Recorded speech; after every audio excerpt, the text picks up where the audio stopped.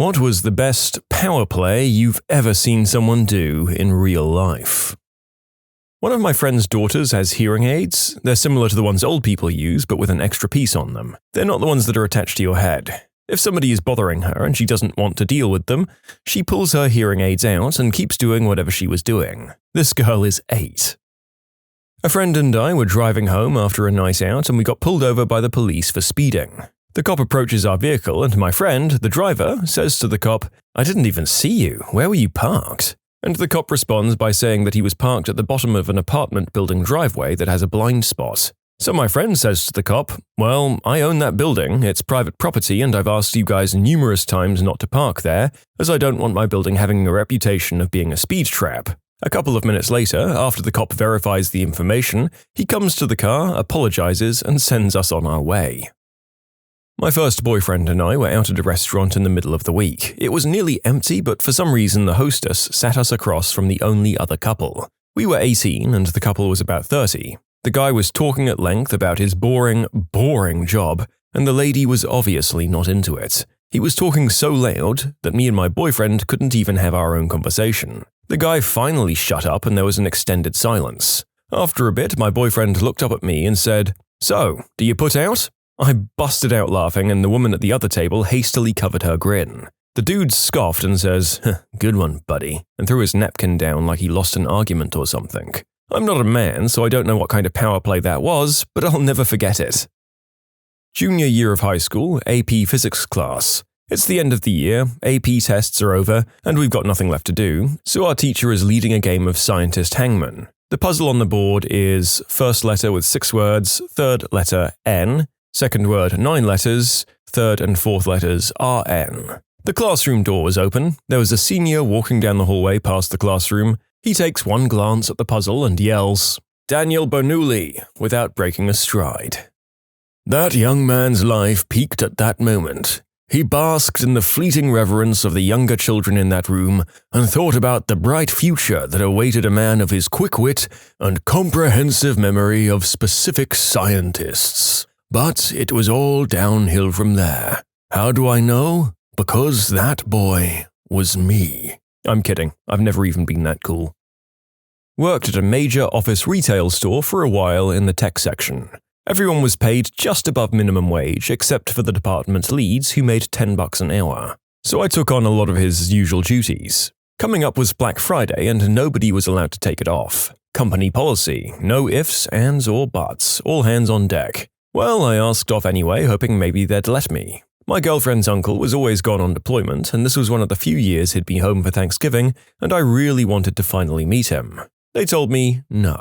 So I go back to the tech section and keep filling in as if I was the tech lead. Then I approach the store manager, asking if I can have that position as well as the raise that accompanies it. He sat me down and explained how they weren't sure yet, and if I could really work hard for the next 6 months, then they'd reevaluate and see if I was a fit for the position then. The other department managers all figured I'd be given the job, and they were all surprised when it hadn't happened. I smiled and said, "Thank you for your time," walked straight to the work computer we used and typed this exact message. "Dear store manager's name, this is an official 9-day notice as my last working day here will be the day before Thanksgiving. IK Izzy." I walked right back into his office after printing it out and handed it to him. He reads it, looks up at me and asks if I can stay for Black Friday.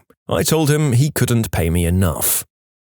This kid from my class in high school was too late for physics class. When he entered the class, the teacher said, "When you're too late, you know you're not supposed to enter that door, Jacob." So this happened on a summer day and the fire exit door was open. After 10 minutes, we hear this walking sound on the metal steps of the emergency stairs outside. We had a class in room 403, the 4th floor. After a while, we all see Jacob entering the room from the fire exit like nothing had happened and sit down.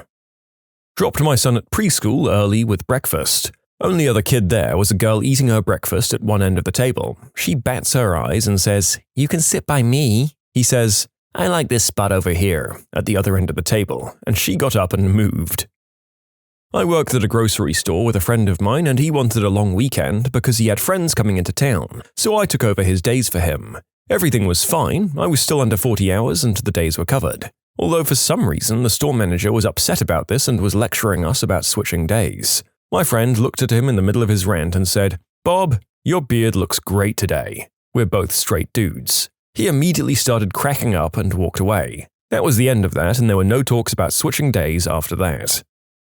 When I got fired at my old job, I didn't know they were going to fire me then, they pulled me into a conference room. There were 3 people and me, and the 3 were sitting around the table. One said to me, "Have a seat," and I said, "No," and stood while they all talked up at me. I'm glad I went out that way because apparently I was the talk of the company for a few days until the next person quit. It was a real crappy company for sure. Had a friend walk up to a girl at a party and say, "You are the hottest girl here and I'm the best looking guy. We belong together." He took her home and they're married now. She was the hottest girl there. It's highly debatable on him.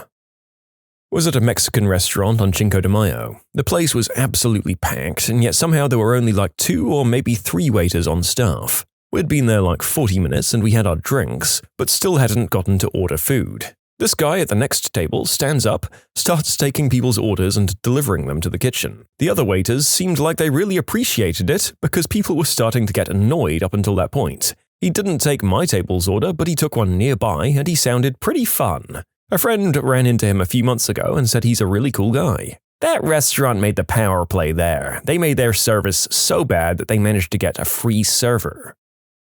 My boyfriend's 5-year-old niece was sitting in my lap. Her 7-year-old brother wanted to sit on my lap, so she tooted on me and was like, "Well, I guess you'll have to sit in my fart cloud now." At a bar, not particularly busy, bartender was talking to some girl across the bar, ignoring everybody else who was trying to get drinks. 10 minutes go by, still chatting, then this one guy reaches across the bar and fills himself up from the tap. What you've got to do in that situation is climb over the bar, serve everyone their drinks and take the money for them, and then leave before the bartender notices you. I asked my friend's 3-year-old son who his new girlfriend was. He said it was my girlfriend. I was at a party in college. One of my friends was chatting up some girl he was into. Another one of our friends went up and pantses him, pants and boxers. The dude did not freak out or break the conversation flow. He just stood there Donald ducking with 0 Fs given, and that man got some that night. It's got to be that one guy who moved the whole battleship to get the sun out of his eyes. John Mulaney's story about his dad driving to McDonald's with a car full of kids and ordering 1 black coffee.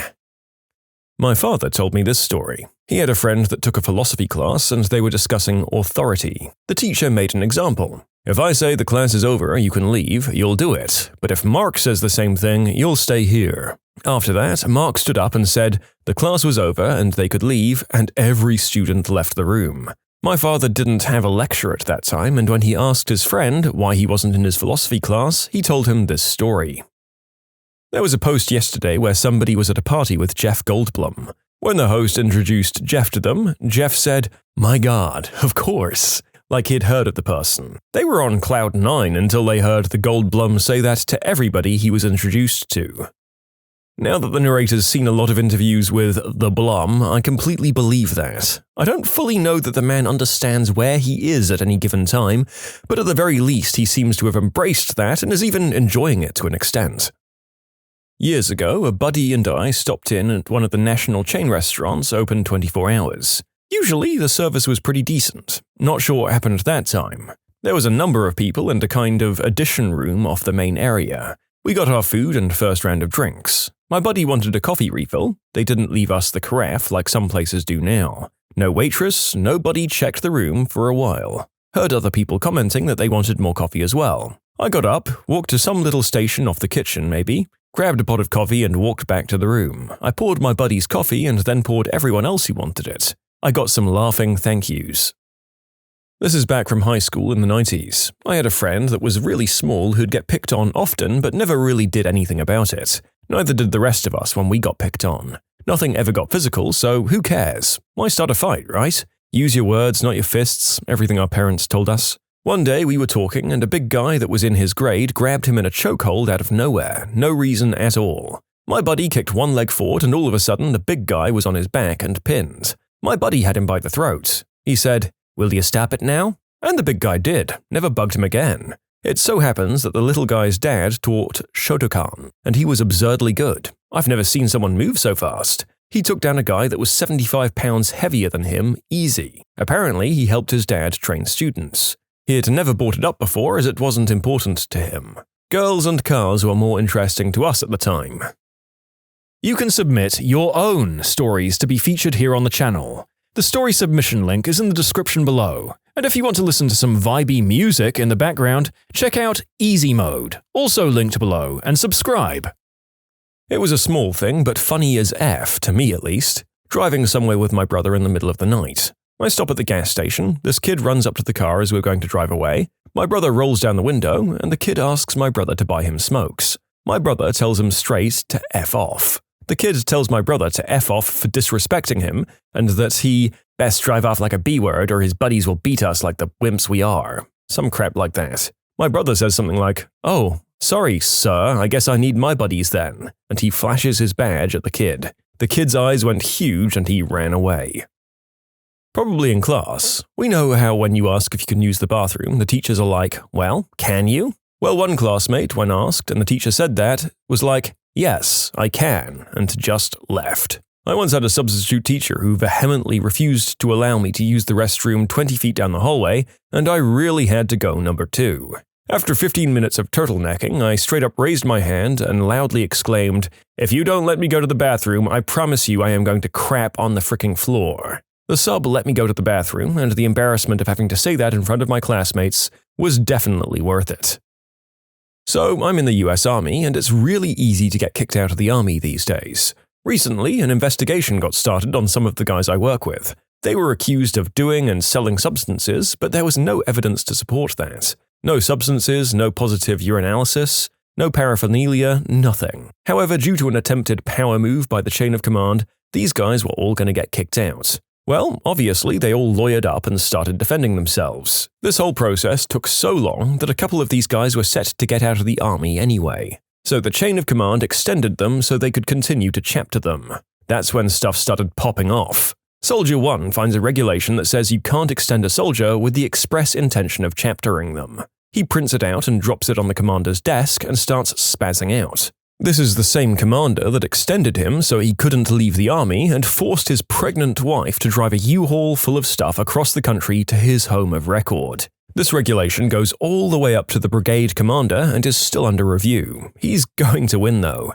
Soldiers 2 and 3 wrote to their congressman. Soldier 3 went so far as to put in a complaint to the Inspector General, which is a huge problem for the chain of command. Soldier 3, who was the first to be accused and thus started the whole thing, went to trial to defend himself and his lawyer absolutely demolished the accuser in court. Today, Soldier 3's charges were dropped, which is essentially paving the way for both Soldier 1 and Soldier 2 to completely get off the hook as well. That's a power move right there.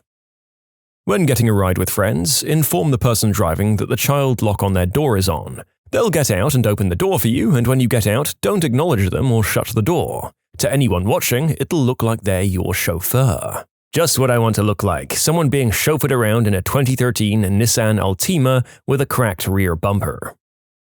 When my sister and I were little, like 7 and 9, my sister saved her allowance money to buy that Shaggy CD with the popular hit Wasn't Me on it. We were in the car and my sister put the CD in, and my mum listens to about 50 seconds of the song, ejects the CD and swiftly tossed it out the window of the moving car without saying one word. Guys, my mum had been on a long road trip with 2 really annoying kids in an era long before iPads. She was at the end of her rope. She's not that much of a jerk. This was back when one of the new Call of Duties was dropping on a Friday and my friend was a massive fan. So Thursday, his boss came in and told him he has 2.5 weeks of vacation time that he needs to use. My buddy jumped at the opportunity to take Friday off so he could stay up all night and game. His manager said, "You can't request vacation days without 72 hours notice." My friend immediately responded with, "I either take tomorrow off or I take the rest of the month off in 72 hours. So he played COD all day on Friday. Poker night at a friend's house. $40 buy-in, winner takes all. Unless the last 2 people decide to split it. There are 8 people playing. By the time it got down to 3 people, we'd been playing for almost 5 hours already. I wanted to go home and I had the most chips, so I said, let's just split it between us 3. I have the most chips, I'll take 40% and you 2 take 30% each. They both said no. I asked the same question 4 times in the next hour, but my chips went down by a lot then. It got down to me and one other person. Everyone knew I wanted to go home because it was late. The other guy looks at me and says, "We can stay here forever playing just the 2 of us. let's split it 50-50 and call it a night. Everyone was like, okay, seems fair. I took one look at my chips and said, no, 70-30, and everyone was like, what? He actually caved, and I went home with over $200. I once watched a guy eat a pencil because somebody offered it to him for lunch. He had something to eat, but he still ate the pencil. Listen, are we all going to pretend like this wouldn't have been even more memorable if he was just being offered a pen in the classroom as a writing aid? Although I guess that wouldn't classify quite as much as a power move and just a crazy person. Getting a shave from a straight-edge razor in your office on your first day in front of the whole Scranton branch. My co-worker was in court and arguing with the opposing counsel about settlement and gives them the "take it or I walk" speech, and they refuse. As she's making the power walk out of the courtroom, her high heel shoe slips off her foot. Without missing a beat, tripping, or even turning her head, she tells her assistant, who was also walking out with her, "Get that," and kept walking. I think Ron Swanson's power move of calling somebody the wrong name on purpose is brilliant. There's one thing I used to do with my ex's roomie's ex-girlfriend. She had this thing where she kept it real even if what she was saying was completely ignorant or outright dumb. Her name was Jessie, but every time we'd hang out, I made sure to call her something like Junie, Julie, Jocelyn, or some name starting with a J. Eventually they broke up and I met her at a party where I actually did call her Jessie, which made her very happy, and she apologized for being such a C-word towards my roommates and I. Well, now I'm the C-word, aren't I? One time I was at a bar with this girl I was hanging out with along with some other friends. There were 6 of us in total. At some point, the girl's ex walks in and comes over to our table to make awkward conversation. The girl was completely uncomfortable and so was everyone else. So I go to the bar and order 6 shots and bring them back to the table. I hand a shot to each person in my group and hold mine out for a toast. The girl's ex got the hint and left us alone.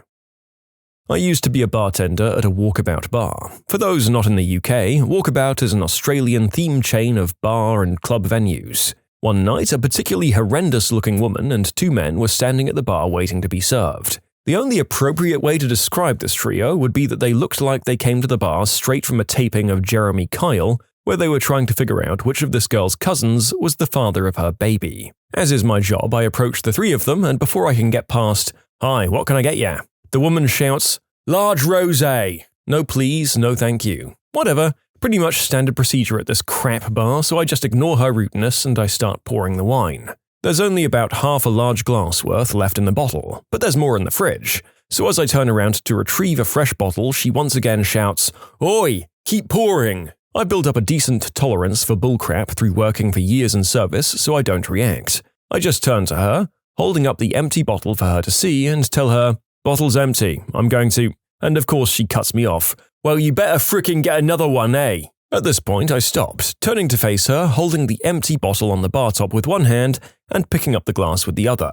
"I'm not serving you, you're a loud, obnoxious witch and I can't be arsed." She was briefly flabbergasted. Emphasize on flab as her jowls wobbled in disbelief. She finds some words and says, "Well, that's not good customer service, is it?" "Well, that's not good customer behavior. And you know, I handed in my 2 weeks' notice a couple of days ago, so screw it." And I turned, pouring the wine glass into the bin as I went, and walked into the back room where the shift leader was standing. I told him, "Yo, some stupid bunt is going to submit a complaint about me." "Oh, why?" he asks. "Because she's a stupid bunt, I'll tell you the details later."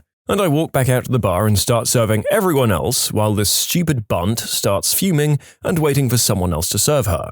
After about 10 minutes, she remains at the bar and I've calmed down. I decide maybe I was too harsh, and I decide to defuse the situation. I approach her and tell her, "I'm not going to serve you, but I'm not cutting you off, so someone else will..." And I'm interrupted yet again. "I don't give an F, just pour my frickin' drink." I respond with, "Okay, well now you're frickin' cut off, bye." And I leave once again, tapping each of the other bartenders on the shoulder as I go and make sure the bunt could see me pointing her out to all the other staff and telling them not to serve her. She later demanded to speak to a manager, but left before one was available to see her, and I got off scot-free. It was a good day.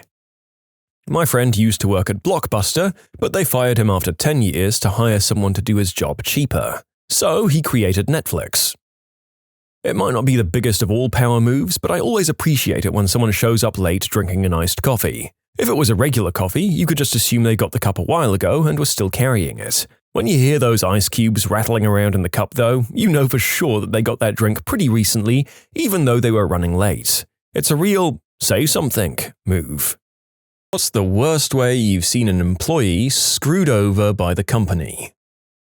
We had RIFs, or reductions in force, back in 2008 when they started in February in the Midwest. One girl was escorted out of the secure area, told she was gone and to leave the building. She was okay with being riffed, however it's February in the Midwest and it's cold outside. All of her stuff was inside the secure area and they wouldn't allow her back in. They wouldn't get her stuff for her. So she had to stand out in 20 degrees Fahrenheit weather until someone she knew would call a buddy to get her hat, coat, purse, and car keys. I worked for an oil company and lived through mass redundancies when the oil went belly up. They sent out a list of positions which were being made redundant with numbers for how many people currently held that role and how many they were cutting it to. So, for example, if it said buyers current 4, consultation 3, you knew that if you were a buyer, you'd be under scrutiny and 25% of your team would be gone soon. I sat at my desk and opened the email. Looked for my position and no redundancy for me. The girl next to me opened hers and saw position, current 1, consultation 0. That's how she learned she'd lost her job. Oof, I can think of 2 examples. There was a fire drill, and upon returning, it was discovered that not everybody returned. Apparently, it was a literal fire drill where some people were told that they'd been let go, and this was their way of having them leave the building. The other example is my dad, who'd been with a huge multinational company that tried to fire him a week or so before his 30-year work anniversary. Fortunately for him, the manager forgot to give him the necessary paperwork on time, and he was fired but made it to the 30-year mark, which has extremely heavy implications on pension and retirement. Was that on purpose? I hope your manager intentionally forgot to give your dad the paperwork until the 30-year mark. It was not a favor where the paperwork was intentionally delayed. My dad and the manager butted heads, and the manager was part of the sweep to force out the older, costlier employees. My dad knew that the retirement package was coming and required, and opted to not remind the manager. In the end, he got really lucky that the management was determined to force him out but failed to make it happen before the critical 30-year mark due to the internal red tape. My God, I too thought that there was someone being helped out by a kindly old boss for a second there. I guess though it's even more satisfying to get a sweet deal out of your company and then make fun of your arch-enemy whose incompetence handed it to you. Haha. A colleague of mine was flown from his office in the field to headquarters under the pretense of a leadership meeting and fired immediately once he arrived. He was on a plane back home 2 hours later. The boss didn't feel like traveling, I guess. In 2008, my company had a huge riff of 100 or so people. The day that it happened was just terrible. I walked into the conference room and found the HR guy crying in the dark. 30 days later, they let him go as well. 2008 sucked. I'm just an IT guy, so I don't always know the whole story, but it feels bad locking someone's account on their PC and having them find out that way. Then, of course, moments later, an HR person shows up at their desk. I had a friend years ago, and she worked security at First Union Bank's main IT campus. She told me the way they let people go is they'd come in to badge in through the door, and their card would not work. Out came HR and security, where they'd escort the person to their desk to get their things and then walk them right out the door. She told me about 3 weeks after this practice started, one Saturday night at around 5 p.m., their ATM system crashed and it took them all night to recover. She told me she thinks someone left them a going-away gift. I used to work in a warehouse, and one time an employee got seriously injured. His arm and leg was seriously messed up.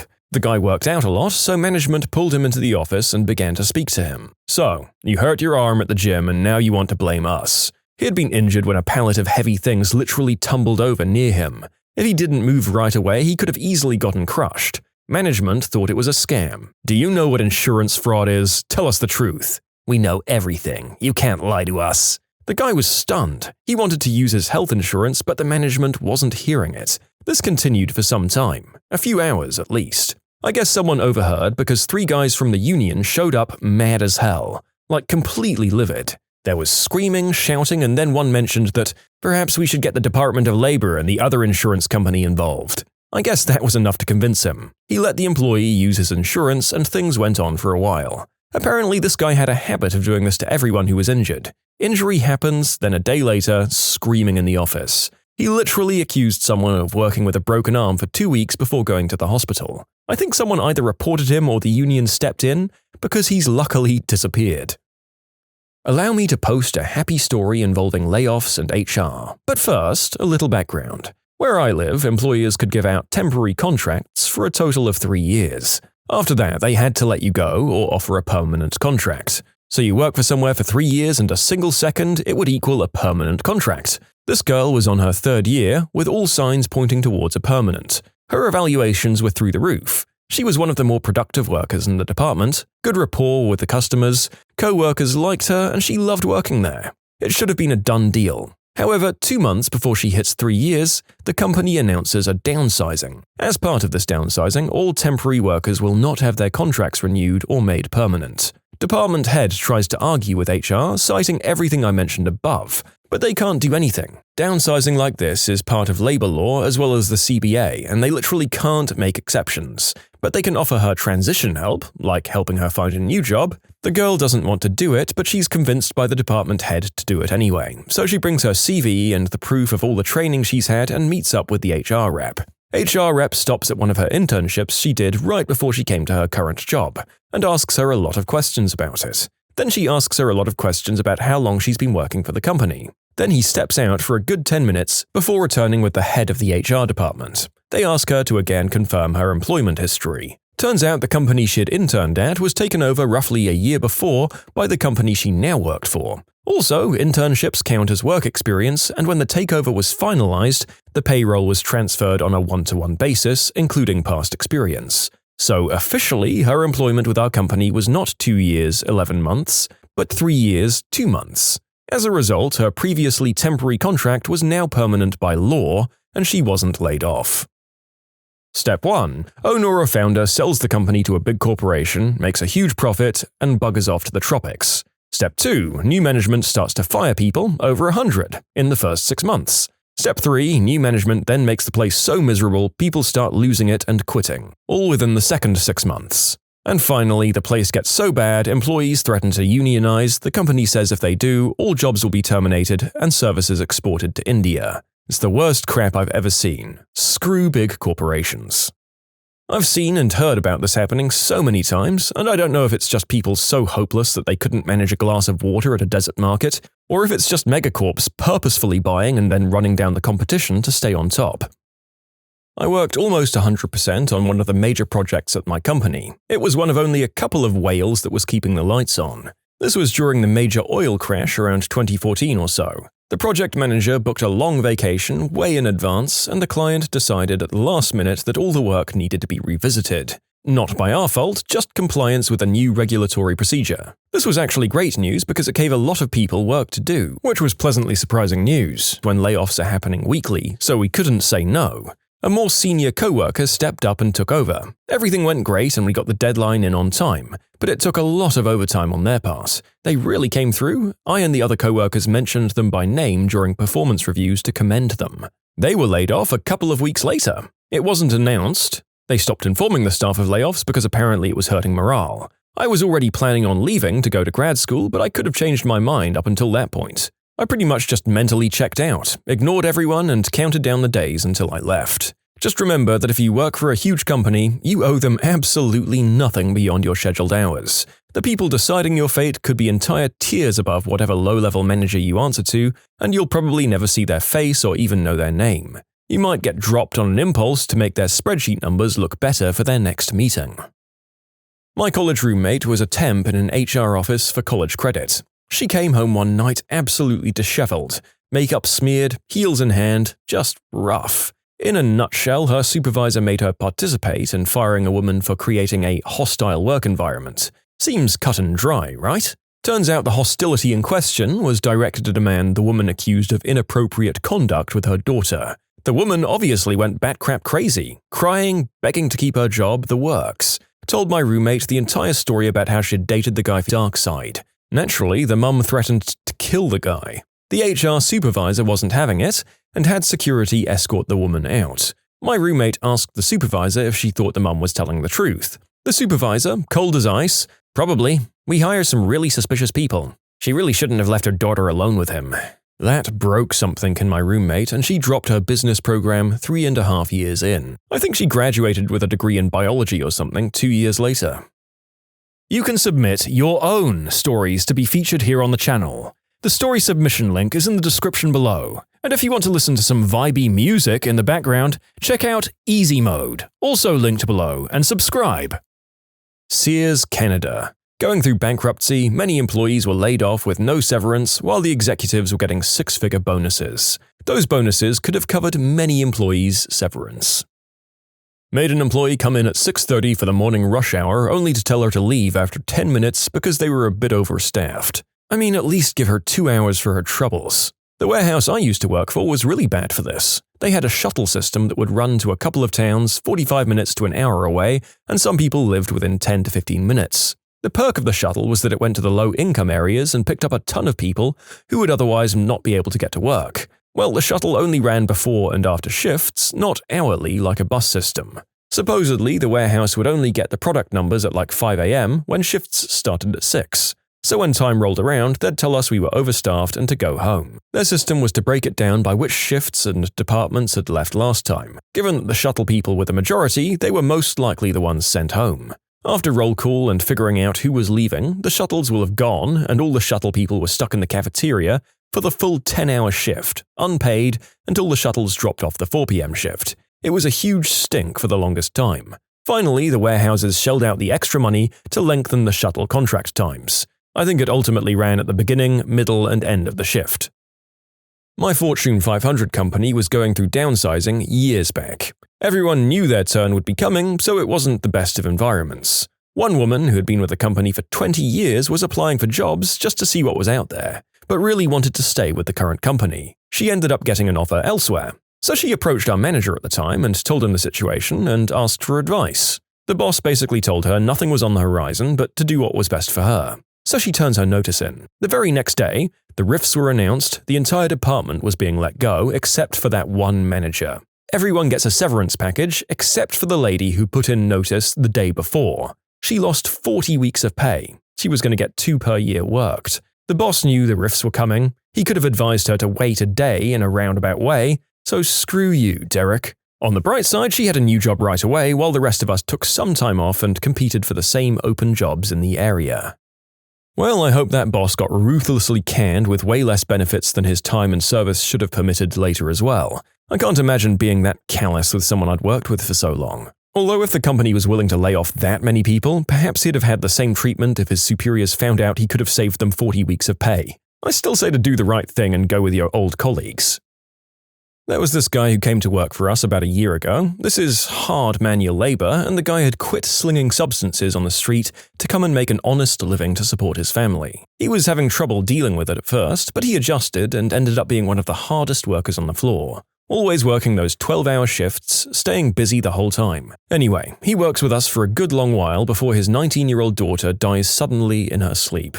He, of course, gets a few days off. They probably would have given him more time, but he really couldn't afford to miss any work. The guy held together so damn well while he was at work, man. You could tell for sure he was going through some stuff, but he stayed busy still. Well, the next week, I guess he decided he needed a little more time off, but he didn't call out and just stayed home for 2 days. After returning from that 2 days, he was immediately escorted out of the building and fired. I moved to another state and got a job at an alternative school for kids who had been kicked out of public school for emotional and behavioral issues. The company spent a few hundred hours training me, and I learned a lot more on the job.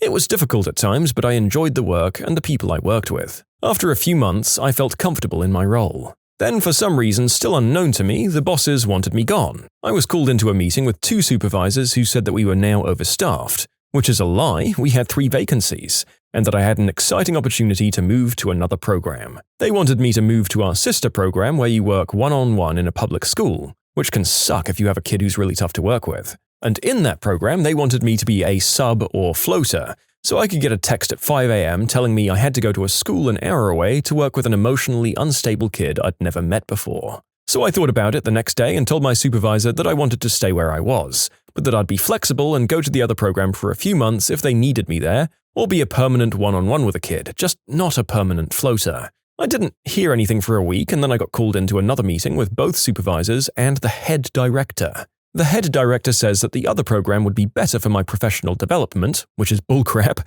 and then asks me to tell her 3 of my professional goals that I'm working on, clearly trying to catch me off guard. I make up something and then tell her my reasons for wanting to stay. I didn't hear anything for a couple more weeks, but the bosses are crappy and begin sending me emails for any mistakes I make that could easily have been said in person. For example, another staff and I were dealing with an escalated kid who'd already bit me, and I was tapping my foot while watching him. The director came up behind me and loudly said, "You need to stop doing that in front of the kid." Then she had one of my supervisors write me an email the next day telling me I had to be conscious of tapping my foot or drumming my fingers, which is true but doesn't require an email. Then I got called in to another meeting with the director and 2 supervisors who tell me that I'm getting moved to the other program.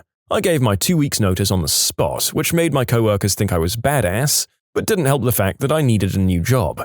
My director then still forced me to go to the other program for my last 2 weeks, so I didn't get the goodbye ceremony or anything at the alternative school and could do very little at the other program since they knew I wouldn't be there long.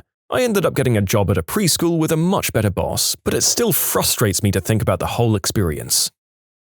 I think the way I was fired by my last company was pretty crappy. I worked in marketing for a small company. They were having a lot of problems and there were crazy internal power struggles which led to my firing. Basically, crap just rolls downhill, I guess. The boss wasn't meeting sales goals because the salespeople that they had hired and were buddies with couldn't sell water to someone dying of thirst and needed someone to blame. I went to the Christmas party and had the next 2 days off. The second day I had off, I got a generic email saying my services were no longer needed. The other 2 people in my department got the same email. Turns out everyone else at the party of about 20 people knew me and one of the other people, my supervisor, were going to get fired. The company's HR person, a real professional, had told a couple of others that we were going to get fired and word had spread. The third person who got fired was lined up to get my supervisor's job, but got drunk at the party and told the boss it was a mistake to fire us, so she ended up getting fired too. Looking back, not only was it crappy to fire us a week before Christmas, but also crappy to put us in a room of our co-workers who all knew that we were about to get fired.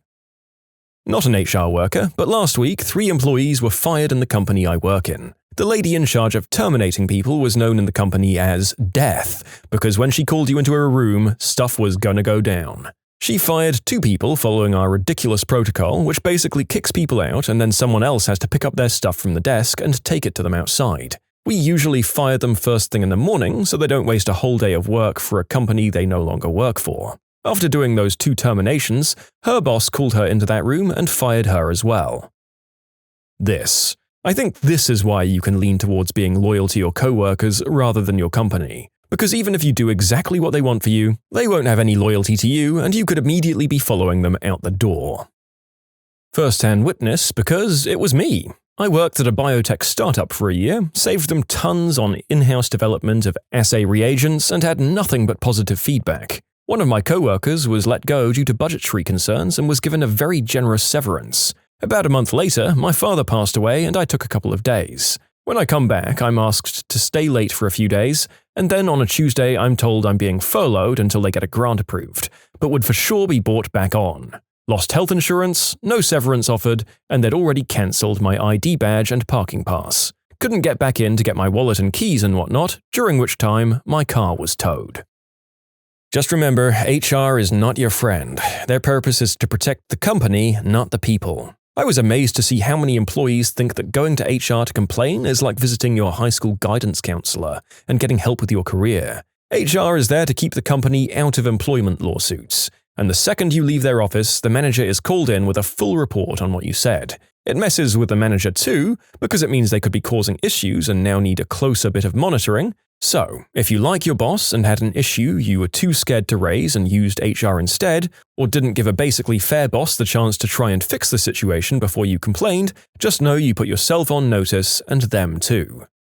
I worked for a company on contract, in HR if you believe it. It was a crappy company, so 6 weeks before the contract ended, I went to the boss and said that I was going to leave at the end of my contract. For the next 6 weeks, I was persona non grata in the HR department. I was removed from their group email list, I wasn't told about meetings, and they went on 2-day training outside the office and I wasn't told. I arrived at work to an empty HR department for 2 days. On my last day, I was saying goodbye to people around the office and my boss comes down and demands that I come to a meeting and walks away. After 6 weeks of basically no contact, I was wondering why. Someone in another department said that they'd planned a goodbye party for me. They treated me like crap for 6 weeks and then brought a gift, cake, and balloons. I said, F that. Snuck up to my desk, got my coat, left the building, and drove away. Apparently, they'd sat there for an hour paging me throughout the building before they realized I'd left. Good thing was, I didn't need them there for a reference, as a friend of mine owned his own company and gave me one saying I'd worked there for a year. What's something that sounds safe but is actually life-threatening?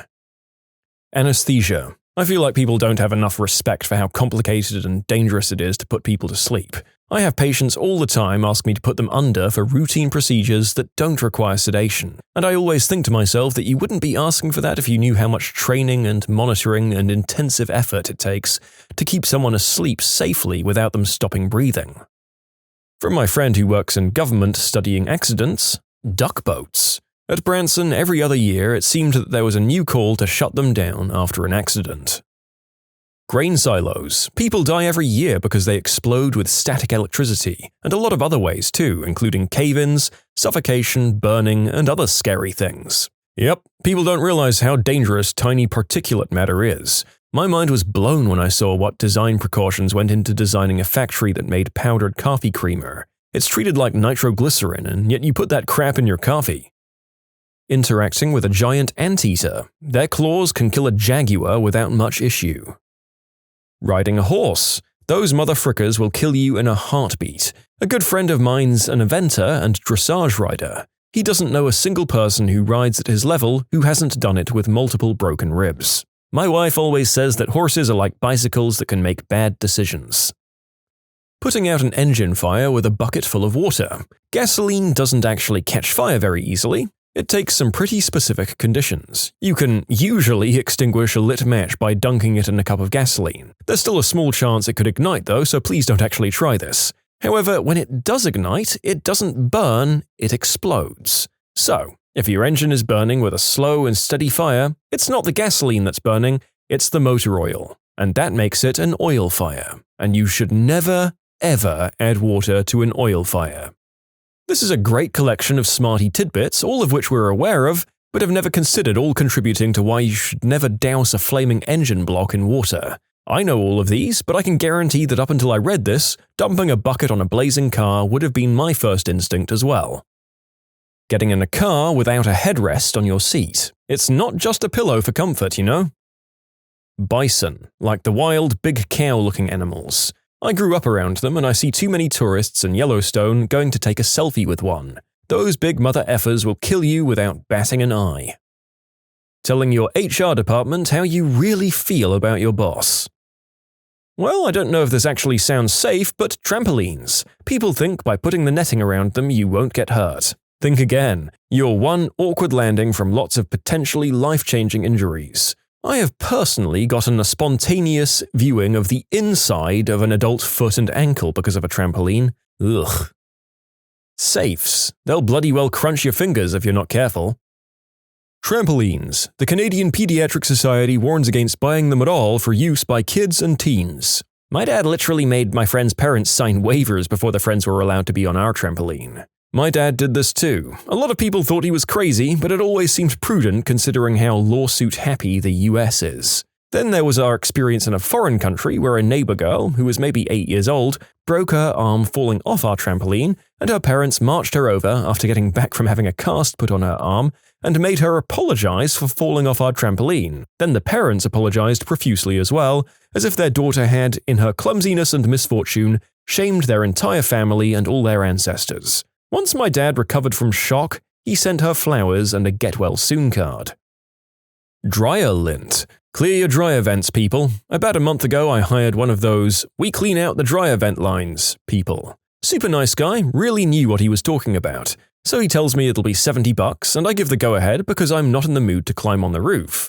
Our vents go up and out, and I'd have no idea what I was doing anyway. So he gets to work, super frickin' clean, wasn't yelling on his phone the whole time, takes about an hour, and then I pay the guy. He tells me then that his vacuum, a big shop vac, clogged a couple of times and he was sorry for the delay. There was so much lint blocking the vent, it clogged a shop vac multiple times. It was then I realized the previous owner had never cleaned the vents. On the plus side, the dryer works way better now and the house doesn't smell like lint after drying clothing. Oh, and my crap didn't burn down in the middle of the night, killing me and my family, so that's a plus. Whenever I'm camping and I need to absolutely start a fire with a single spark, I use dryer lint. That stuff is supremely, dangerously flammable. Farming. Everyone thinks about the bucolic pastures, pretty red barns, and cute little critters running around, but farming is the 6th most dangerous occupation in the United States, higher than law enforcement, firefighters, power line workers, and iron workers. Most of the farming deaths involve accidents with machinery, but grain storage deaths are pretty high as well. If a farmer falls into, say, a bin of canola, he sinks to the bottom and suffocates fairly quickly, as well as the unfortunate ones that fall into pig manure pits and drown in liquid crap. Farm animals also kill a lot of farmers too, because a 180-pound man doesn't have good odds going up against a 12,000-pound cow. Plus, the fact that no one talks about is the mental health-related deaths. Farming is incredibly stressful, and self-deletion in the farming community is rising steadily. One of the worst things is how isolating a lot of the work can feel, especially outside of the harvests, and just how isolated everything is in general. Really, it makes it hard to react during any sort of emergency. I mean, my grandpa died at 61 from an otherwise treatable heart problem because it took 40 minutes just for an ambulance to get all the way out to him. Farming's also a top 10 profession for deciding you don't want to be alive anymore and acting on it. Not only is it often isolating, but you also have the pressures of being a small business owner, along with what's often the pressure of generations of family expectation. It's bad enough having a small social circle or having to sell your business, but it's worse when you have that and also you're talking about selling something that's been in your family for 100 years. These aren't issues that I'm personally facing, but they're common in the AG industry. Yes, it's an industry just like any other field of work. Mouthing off to a stranger. You never know how crazy they might be, what they're going through, or if they have a weapon. Just bite your tongue. Cleaning a cat's litter box with bleach. Don't mix ammonia and bleach, you'll be committing a war crime. The main thing to remember is never mix bleach with anything besides water. If I'm honest, fair rides. You'd think it'd be safe. It's surrounded by a lot of people, so if anything were to happen, help would be there straight away. And there's all these safety precautions. But the amount of things that have gone wrong way too often is scary. When I was a teenager, I got stuck on Witch's Wheel at a fair. It shorted out and got stuck on the on position. It ran for about half an hour, maybe 45 minutes before they figured out what was wrong and got it to stop. It ran at full tilt at a 45-degree angle for the entire time. I've never been sicker in my life. My friends took me home and I couldn't walk to my front door. I lay in the backyard chucking up. My mother yelled at me because she thought it was because I was drunk, but my friends explained what happened. I'll never ride another spinny ride ever again. Screw that.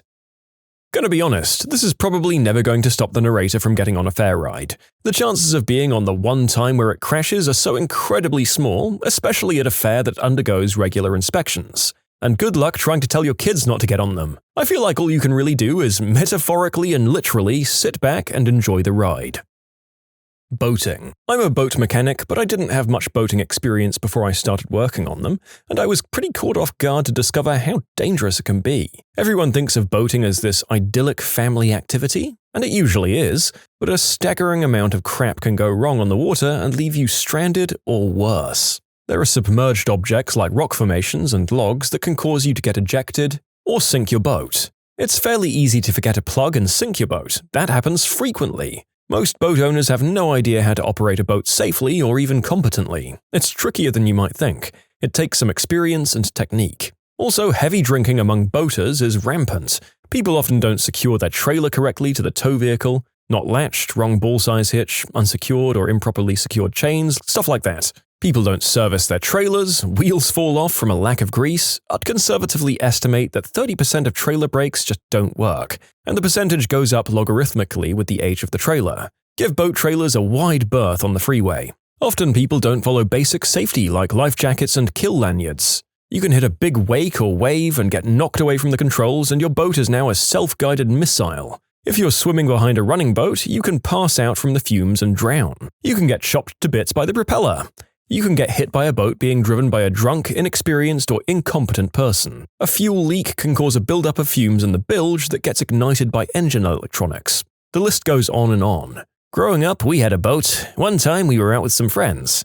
My dad couldn't come this time. We were prepping for the next skier and wakeboarder when my mom noticed something was wrong. She asked my brother and I to check something, and when we did, she definitely got a whole lot more concerned. The friends were oblivious to any troubles and asked who was next. My mom said, "No one, because we're sinking." We promptly raced back to the dock where we put the boat on the trailer as fast as we could. Turns out we forgot the drain plug and we were taking on water. I still remember that over 20 years later. You can submit your own stories to be featured here on the channel. The story submission link is in the description below. And if you want to listen to some vibey music in the background, check out easymode, also linked below, and subscribe. Four-wheelers.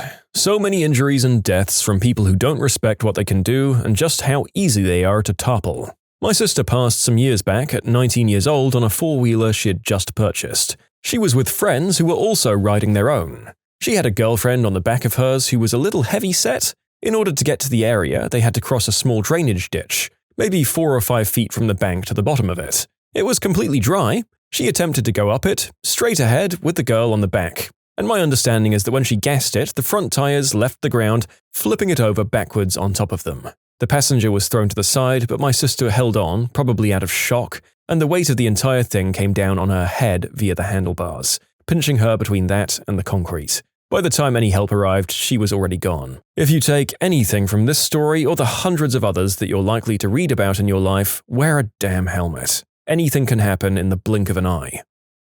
Walking up or down stairs. Literally every time I trip a little going down the stairs, I think to myself, in another dimension, that was how I died. Falling down stairs is scary though. Using a dull knife rather than a sharp one. That applies to razors as well in my experience. Try using the same blade for over a year? Well, too bad, because hairs either aren't coming off or your entire face is. My rule of thumb is that whenever I'm on the highway and I see a trailer or some oversized cargo tied to a flatbed or latched to a truck, think of the stupidest failure of a human being you've ever met. Now imagine that person is the one who secured that cargo to the vehicle. Drive accordingly. Sleeping. Many people have sleep apnea who just aren't overweight, old, they smoke, or unhealthy. Snoring is the big indicator. You stop breathing dozens of times an hour through the night until your body responds by waking you up and repeats it again. Not only does it slowly starve your brain of oxygen and put tremendous strain on your heart over the years, but it can cause such excessive drowsiness and sleep deprivation you can fall asleep while driving. If your partner says you snore a lot or you're always tired despite getting regular sleep, get it checked out. Regular being sleepy when driving isn't normal, nor is always falling asleep when you sit and watch TV, read, or just relax for a few minutes. I have severe sleep apnea and snored like crazy since I was a child and had several inconclusive sleep studies. I wasn't diagnosed until I was 20 and went to the dentist. They put me on laughing gas and I promptly fell asleep. The second I woke up, my dentist looked me dead in the eye and told me, "If you don't get treatment for your sleep apnea, you'll be dead by 30. After having a sleep study, I found out I was having 55 interruptions, periods of 10 seconds or more without breathing, per hour, with my average interruption lasting 27 seconds. I was exhausted all the time and my quality of life was terrible. Now I have the energy to do the things I love doing. I'm very thankful that I fell asleep in that dentist's chair.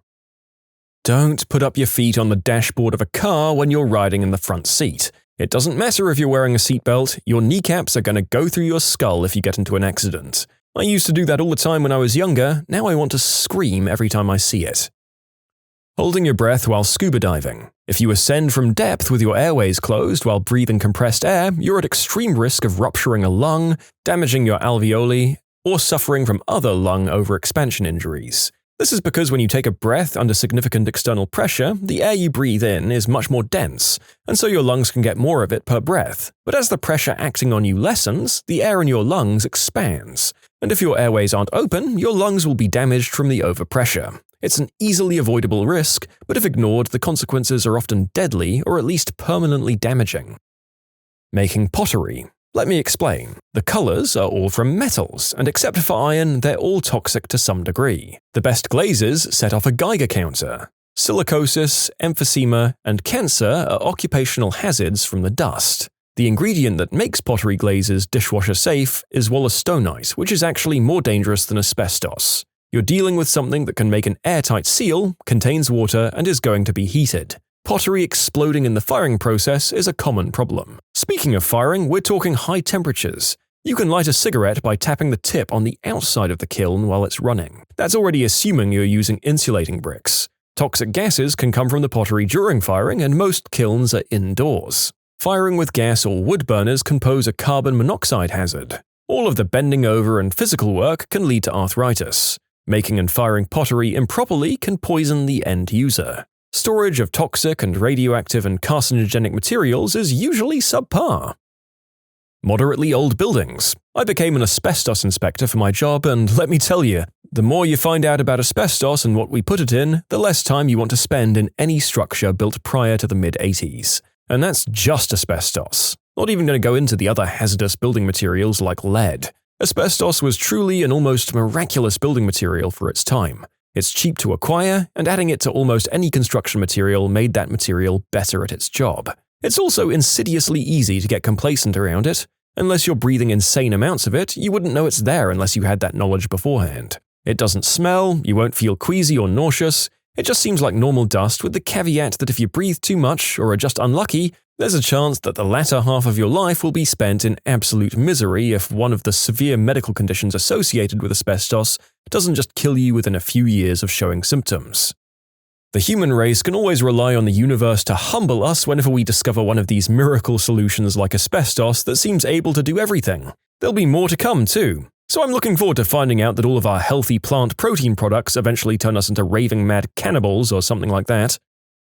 Driving. Seriously. A news story near me lately shook me, even though I know it's not the first time it had happened. But a driver swerved into oncoming traffic and got into a head-on accident. There was only one guy in either car, but they both died. It makes me sick that you can do everything right while driving and just get killed by someone else at any time. Flushable wipes. They can actually clump together into big balls that clog your drain or worse, cause issues for the town plumbing way down the line. We had a lift station cleaned out. In the bottom of the 30-foot silo there was a cake made of wipes and other sanitary products. This cake was so dense that a person could stand on it. This was obstructing the pumps at the bottom of the silos, which, in a worst-case scenario, would overflow into the adjacent river. Stop flushing stupid stuff down the frickin' toilet. People with anxiety should really not be listening to this video. Yeah, thanks, but I'm already in too deep. The safety dance. But don't let me dissuade you. You can dance if you want to. You can also leave your friends behind.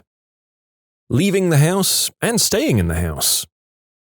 Pregnancy. A woman's body is designed to perform this function, and yet you and the thing you're growing inside of you can die or kill you. Both my first son and I wouldn't have lived if it wasn't for medicine and C-sections. Driving. Doing 100 down the freeway in a metal can powered by a highly flammable combustion liquid, and motherfrickers can still have the nerve to cut you off. All of these are really reminding me of the Lonely Island song, YOLO. Garage door springs. I remember there was a conversation about what's the most dangerous DIY product you could attempt yourself, and garage door springs were the number one, followed by using a chainsaw. Tons of pros on there, and everyone agreed. I view my garage door spring with caution now. It's a coiled killer. Earbuds. They'll put you at risk of early onset hearing loss. The way your 80-year-old grandpa yells, "What did you say?" at 150 decibels is going to be us at 40 because we can't stop blasting Sicko Mode by Travis Scott at full volume straight into our ears. Retractable dog leashes that don't give you that much control and can potentially cause serious injuries to you or your dog.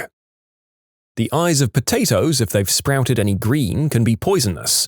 Potatoes are members of the nightshade family, and they're the most common cause of solanine poisoning in humans. Their green stuff can cause lesser versions of all the same symptoms of the nightshade family, including paralysis of the central nervous system, and can even cause death. Use that weird thing on your peeler to gouge out those eyes.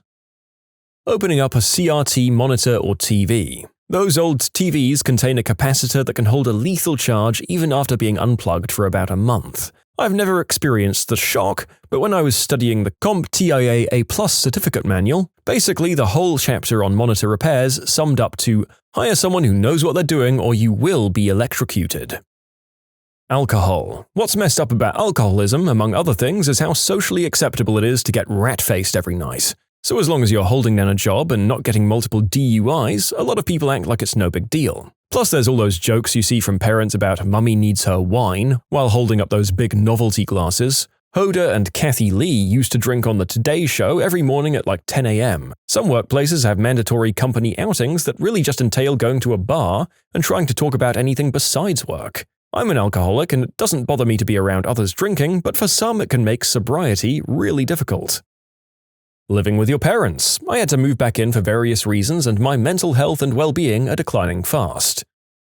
Replacing or adjusting garage door springs. This one doesn't sound perfectly safe, I admit, but the ratio of perceived safety to actual holy crap this can end super badly is definitely there. Being a shop owner in Los Angeles. Invading Russia in the winter. Acetaminophen or Tylenol. Great, but the dose makes the poison, especially dangerous for hard drinkers and alcoholics. Breaking wind after eating Taco Bell. As someone who works in emergency medical services, you'd be surprised by the amount of people who think it's safer to not wear a seatbelt than to wear one. Biking in car-friendly cities. Opening a box with a box cutter. Someone I know works at a place where they have a "It's been this many days since our last accident" sign, and after about 184 days with no accidents, they had to change it to 0 days because someone was careless with a box cutter. I say this all the time, but pressure washing. Knew a guy in college with a younger brother he loved to pick on, send him to the hospital after hydroblasting him with 400 psi. Pressure washers can be commonly found and started by kids, and I honestly don't know why people don't recognize how dangerous they are. Who is your contender for worst teacher of the decade? The biochemistry department at my college has notoriously bad professors. I had one who in the past years made a mistake grading an exam, giving some people points for wrong answers and marking down correct answers, but they refused to regrade them. She was the stereotypical, bitter, "my class is hard and some of you will fail" professor who still thinks that suffering is a rite of passage in the sciences. She wouldn't upload slides even when students were snowed in at home and the lecture recording malfunctioned. A lot of university professors don't care about their students, but this one truly made me feel like she wanted us to fail. By the second week of class, I cried in lecture and went straight to my advisor afterwards to switch from a Bachelor of Science to a Bachelor of Arts just to get out of her class. Third grade teacher. She had her teacher's pet that could do no wrong. One day, her pet got a low score on her test and began crying. To make her feel better, she points to the worst student in the class that probably had an undiagnosed learning disability and says in front of the whole class, "Don't worry, you could be like her and have an F carved into your report card." In 5th grade, she yelled at me for using a mechanical pencil instead of wood on a page she would never read. Oh, Mrs. Davis in 1st grade. One time I had a messy desk. You remember those ones with the top that flipped up so you could store your books and stuff inside? She picked up the desk and literally dumped all of my books and school supplies onto me and made me clean it up off the floor while the rest of the class watched.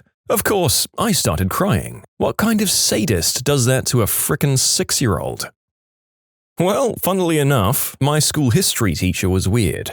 She'd always give us strange assignments and tell weird stories about her personal life. But today I learned that she shoved a knife into the stomach of her husband about a week ago. He's alive? When I say funnily enough, the funny thing is that I found this question the same day I heard the news. The stabbing part isn't funny at all. A college business statistics professor who only talked about how rich he was from learning statistics and how he had a Porsche with a radar detector in the front and back. I failed that class. The next professor was so much better and I actually learned from her and passed. We had a professor who was similar. He'd always talk about how successful he was.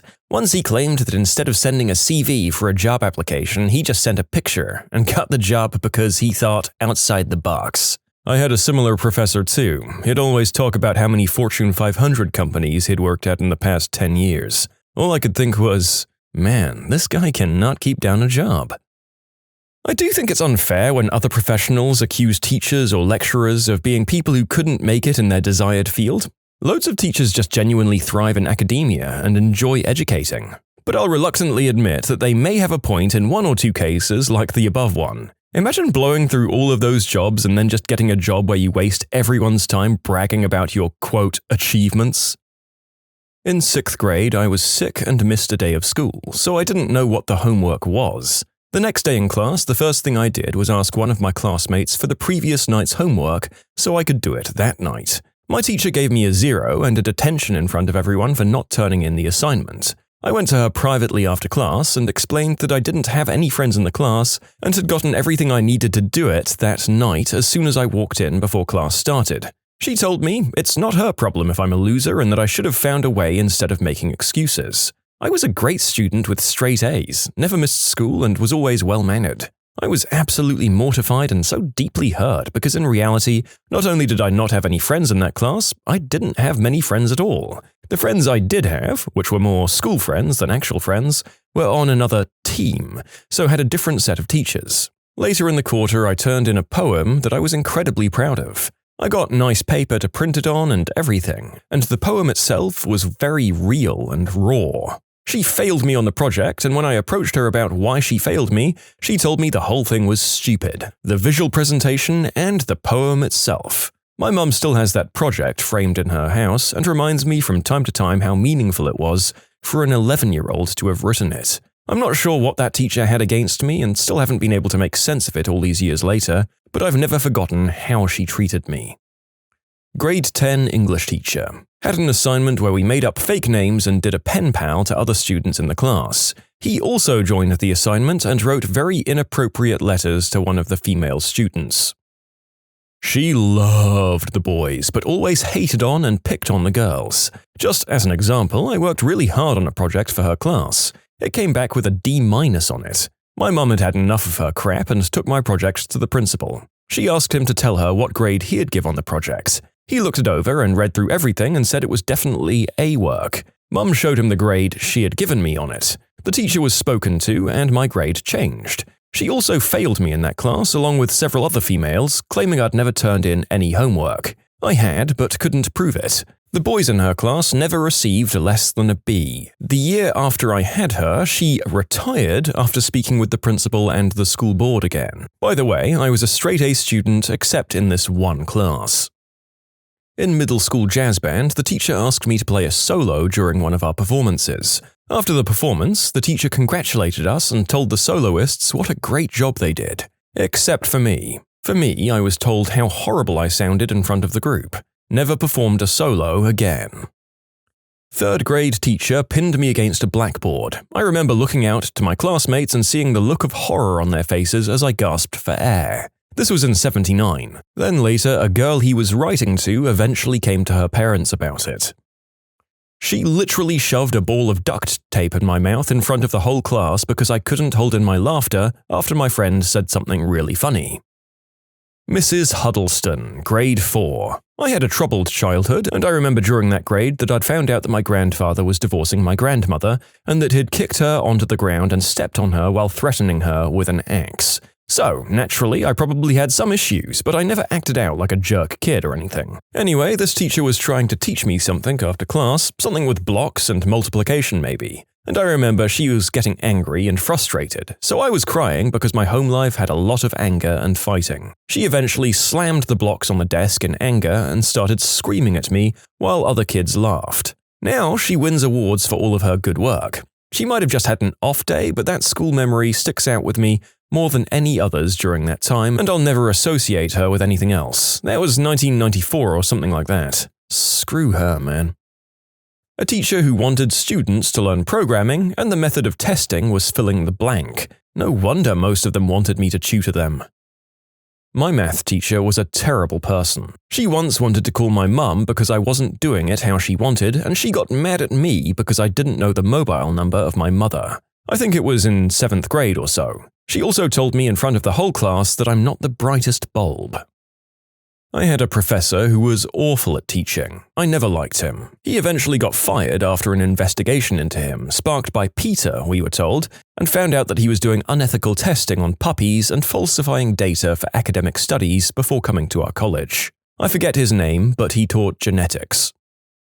Mine asked me, "Did your father ever teach you how to act?" I informed him that my father had died 4 years earlier. 2 weeks later, my stepdad came to pick me up for an appointment, saying he's there to pick up his kid. The teacher over the phone with the office says, "You mean the deceased father is here for pickup?" All through high school, that teacher just kept doubling down, never showed remorse for what he had said. He'd chase me into other classrooms because I had a hat on and I needed to take it off. This gave me motivation to become the compassionate, empathetic, and awesome teacher that I am today. My kids always get the benefit of the doubt, and I respect them. I had a college professor who favored the boys blatantly. When a girl asked a question, she'd always belittle us or ask the questioner why they hadn't read the assignment. If a boy student asked the same question, suddenly it was, "Oh, good question. Let's explore that." She couldn't explain concepts well at all. We destroyed her on the end-of-course review after finding out she was seeking tenure. Seeking tenure pro tip: don't alienate 50% of the student body like an idiot. Solid career advice for any aspiring educators out there. If all the people you find yourself criticizing heaviest are of a particular gender, race, or genetic factor, maybe you're a jerk and you're digging yourself into a real deep hole that you deserve not to climb out of. A math teacher in grade 9. His name was Mr. Tingley. Not even kidding. The entire class, other than me, failed grade 9 math. None of us ever understood what he was saying. As an adult now, I think he had dementia. I got 93% in math despite not knowing what the frick was happening ever in that class. When I was doing placement forms for high school, they tried to put me in academic challenge math. I said, "No way, just please let me do normal math." When I had my first test in grade 10, I got 34%. There was an emergency meeting with the teacher and the principal where they interrogated me for being on substances. Nope, no substances. For some unfathomable reason, the Tingler, which is what we called him, liked me and gave me that ludicrous mark in his class. The grade 10 teacher suggested moving me to remedial math. I said no. I asked her to teach me grade 9 and grade 10 in the same year. She said that would require 3 hours of homework per day just for the grade 9 math. I said fine. I wound up with 5 hours of math homework per night. I literally spent a year doing homework until 1 a.m. and getting only 4.5 hours sleep per night to catch up. Ugh. Finished out the year with 85% in Math 10, the normal matriculation math. You can submit your own stories to be featured here on the channel. The story submission link is in the description below. And if you want to listen to some vibey music in the background, check out easymode, also linked below, and subscribe. We had a weird, creepy teacher for my 6th grade language arts class who was mentally insane. Mr. S immediately established himself as the de facto cool teacher of the school. In fact, as a teacher, he was quite generous to all the boys in the class who went along with his antics. I was not one of those. We had several books we had to read, and as the year progressed, we were woefully behind on every single one of them, meaning that we were going to be unprepared for the standardized tests the district did at the end of the year, and rumors abounded that if we got low scores, we had to take remedial classes. I protested, and nobody cared. I started to suspect that he was messed up in the head when he started making off comments to other male students, and when he started to refer to the narrator of an audiobook we were listening to as his best friend. I read a lot and listened to many audiobook tapes, and I knew that the man was a renowned and respected voiceover artist, so I started having my doubts about Mr. S. One day in November, I came in on a Monday morning and the principal was in the class, and we were advised that Mr. S had gotten into trouble, had been fired, and would not be returning. The teachers refused to tell us anything more. Rumors swirled, but then died away. Luckily for me, my mother was in the school district. One day in 9th grade, I attended a social function and I asked a teacher about Mr. S. Apparently, he had been grooming some kids he liked and invited them over, where he gave them booze and put on some adult films. Thank God when he tried to go further, everybody freaked out and scrammed. He was promptly arrested the next day on his way into work. They found all sorts of unsavory stuff at his place. Oh, the agony of choice. Either the high school math teacher who pushed her students so hard and gave a punishing amount of homework and did very little teaching. She drove one of her students into a pretty dark place because she put so much pressure on his life, and he disappeared after a while. She shrugged it off and continues in her position to this day. Or the community college teacher who locked the doors so students couldn't get in or out of her classroom. A student told her that's illegal and at the very least she's breaking the fire code. She said, "If you have a complaint, go to the office and file one. If enough students complain, a committee might look at it. If they do, a ruling is still months away, and as a tenured professor and personally friends with many people on that committee, I can tell you nothing will come of it." All she did is try and sell us some self-published books that she wrote. And yes, she changed the date and time of the final 4 times. Mrs. Livesey. Her name spelled backwards is Yes Evil. He repeatedly tried to get female students' phone numbers and kept a poster of Britney Spears in his room. He was incredibly creepy. I was a nerdy student who was known to be liked by all teachers and students. This one art teacher decided she didn't like me and kept telling me that my artwork was basically crap and I should redo it, and at the end of the year gave me a 4, which is the equivalent to a D. I was the only kid who got that grade. Even the kids who didn't turn in their work got C's or 3s. When a student came back from heart surgery, our teacher straight up didn't believe them. She humiliated me in front of all my classmates by pointing straight at me and saying I did bad on an exam. I was 9 years old, kinda why I have anxiety from school to this day. For grade school, my grade 5 teacher. Every little thing I did, she'd call me out and get me in trouble no matter what. Before and after that year, I never got in trouble. She never helped me no matter what as well, even though it was my first year out of special ed and I needed the extra help in the transition. Oh, and worst thing she ever did to me? When I was in her class, I fell off the monkey bars and hurt my back real bad. I was screaming in pain and could barely walk. When I was walking to the office with the playground supervisor, she saw us and told me that I was fine and I should be in class, even though she had sent me home for smaller medical things before. The playground supervisor told her off and went to the office, explained everything and phoned my mum to take me to the hospital to get checked out. Let's just say my mum was really happy that this teacher retired before my brother had her. She was happy that she had never had to deal with her again either. And for university, my sports economics professor. He only tested on the sample questions we had, but never went through how to do them in class. All he did was go over the background of the topic. We had a teacher that was a neo-Third Reich enthusiast. I'm dead serious. My kindergarten teacher 35 years ago. Here's a few things I remember. Called me out in front of class for coloring a banana poorly. I'm severely nearsighted. This happened approximately 6 months before my first pair of glasses. We had a nap rest time, the other class got to lay down on floor mats, we had to rest our head while sitting at a desk. No problem, however, she'd yell at anyone whose eyes were open. If you didn't have your eyes closed, you'd better not face her desk. SWATs were a thing back then for pretty mild behavior and or not getting homework done. Forced everyone to take a tree's worth of worksheets on the last day of school to practice over the summer. They were just extra copies of what we'd already done, and everyone talked about how we were just going to throw them out as soon as we got home. Well, I'll say one thing for this teacher, and that's although it seems like she was, as you say, absolutely terrible, that the fact that all of this was acceptable might have been more of a product of the time than anything else. Even though there are still shocking teachers today, I'd be surprised if anyone could get away with laying a hand on a kid like she did. My junior kindergarten teacher was definitely a racist. I started school in 2002, so September 11th was still pretty fresh in our minds. Most of the students were non-white and immigrants, or the kids of immigrants, and most were Muslim. My junior kindergarten teacher happened to dislike those groups, so she took it out on her 4-year-old students. She did crap like changing our ethnic names to something more Anglo. My easy-to-spell, easy-to-pronounce 3-letter Hebrew name was changed to Aaron, for example. And she only called on white, non-immigrant Christian kids and made fun of kids who kept halal or kosher, yelled at me because I couldn't come to school on Yom Kippur, and talked smack about the hijabi mums to the few white, Christian, non-immigrant parents. Oh, not a teacher, but a guidance counselor I had when I was in my final year of school. They told me I would end up dead in a gutter in 20 years if I didn't go to university. My 3rd grade teacher bopped us in the head with a plastic wiffle bat when he didn't like our attitude or answers. Had to stop when he made a girl's head bleed. He hit her barrettes.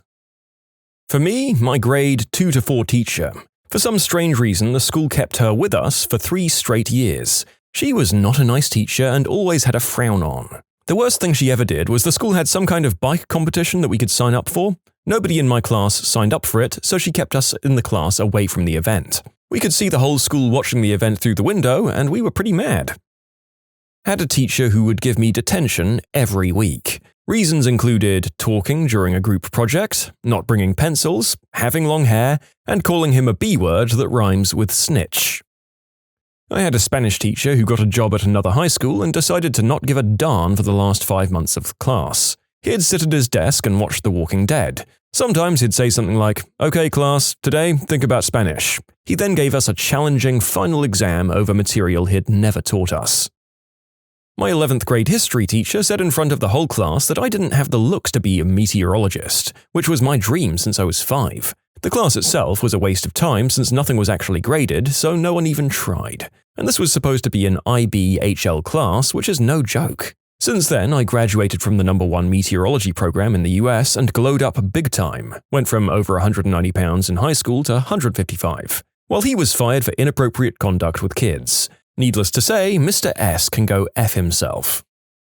Not the worst one, but weird. I went to a Christian school, so we had a religion teacher. It's like theology class, but it's just odd because Mrs. P will always spend the whole session talking about her life experiences. One time she talked about losing her V-plates, she had just got married, and how she bled and passed out on the bed after their first time, with full details and everything. I think everyone in class was horrified. Also, please note that life skills were taught much later due to our school being Christian. It was a hardcore school.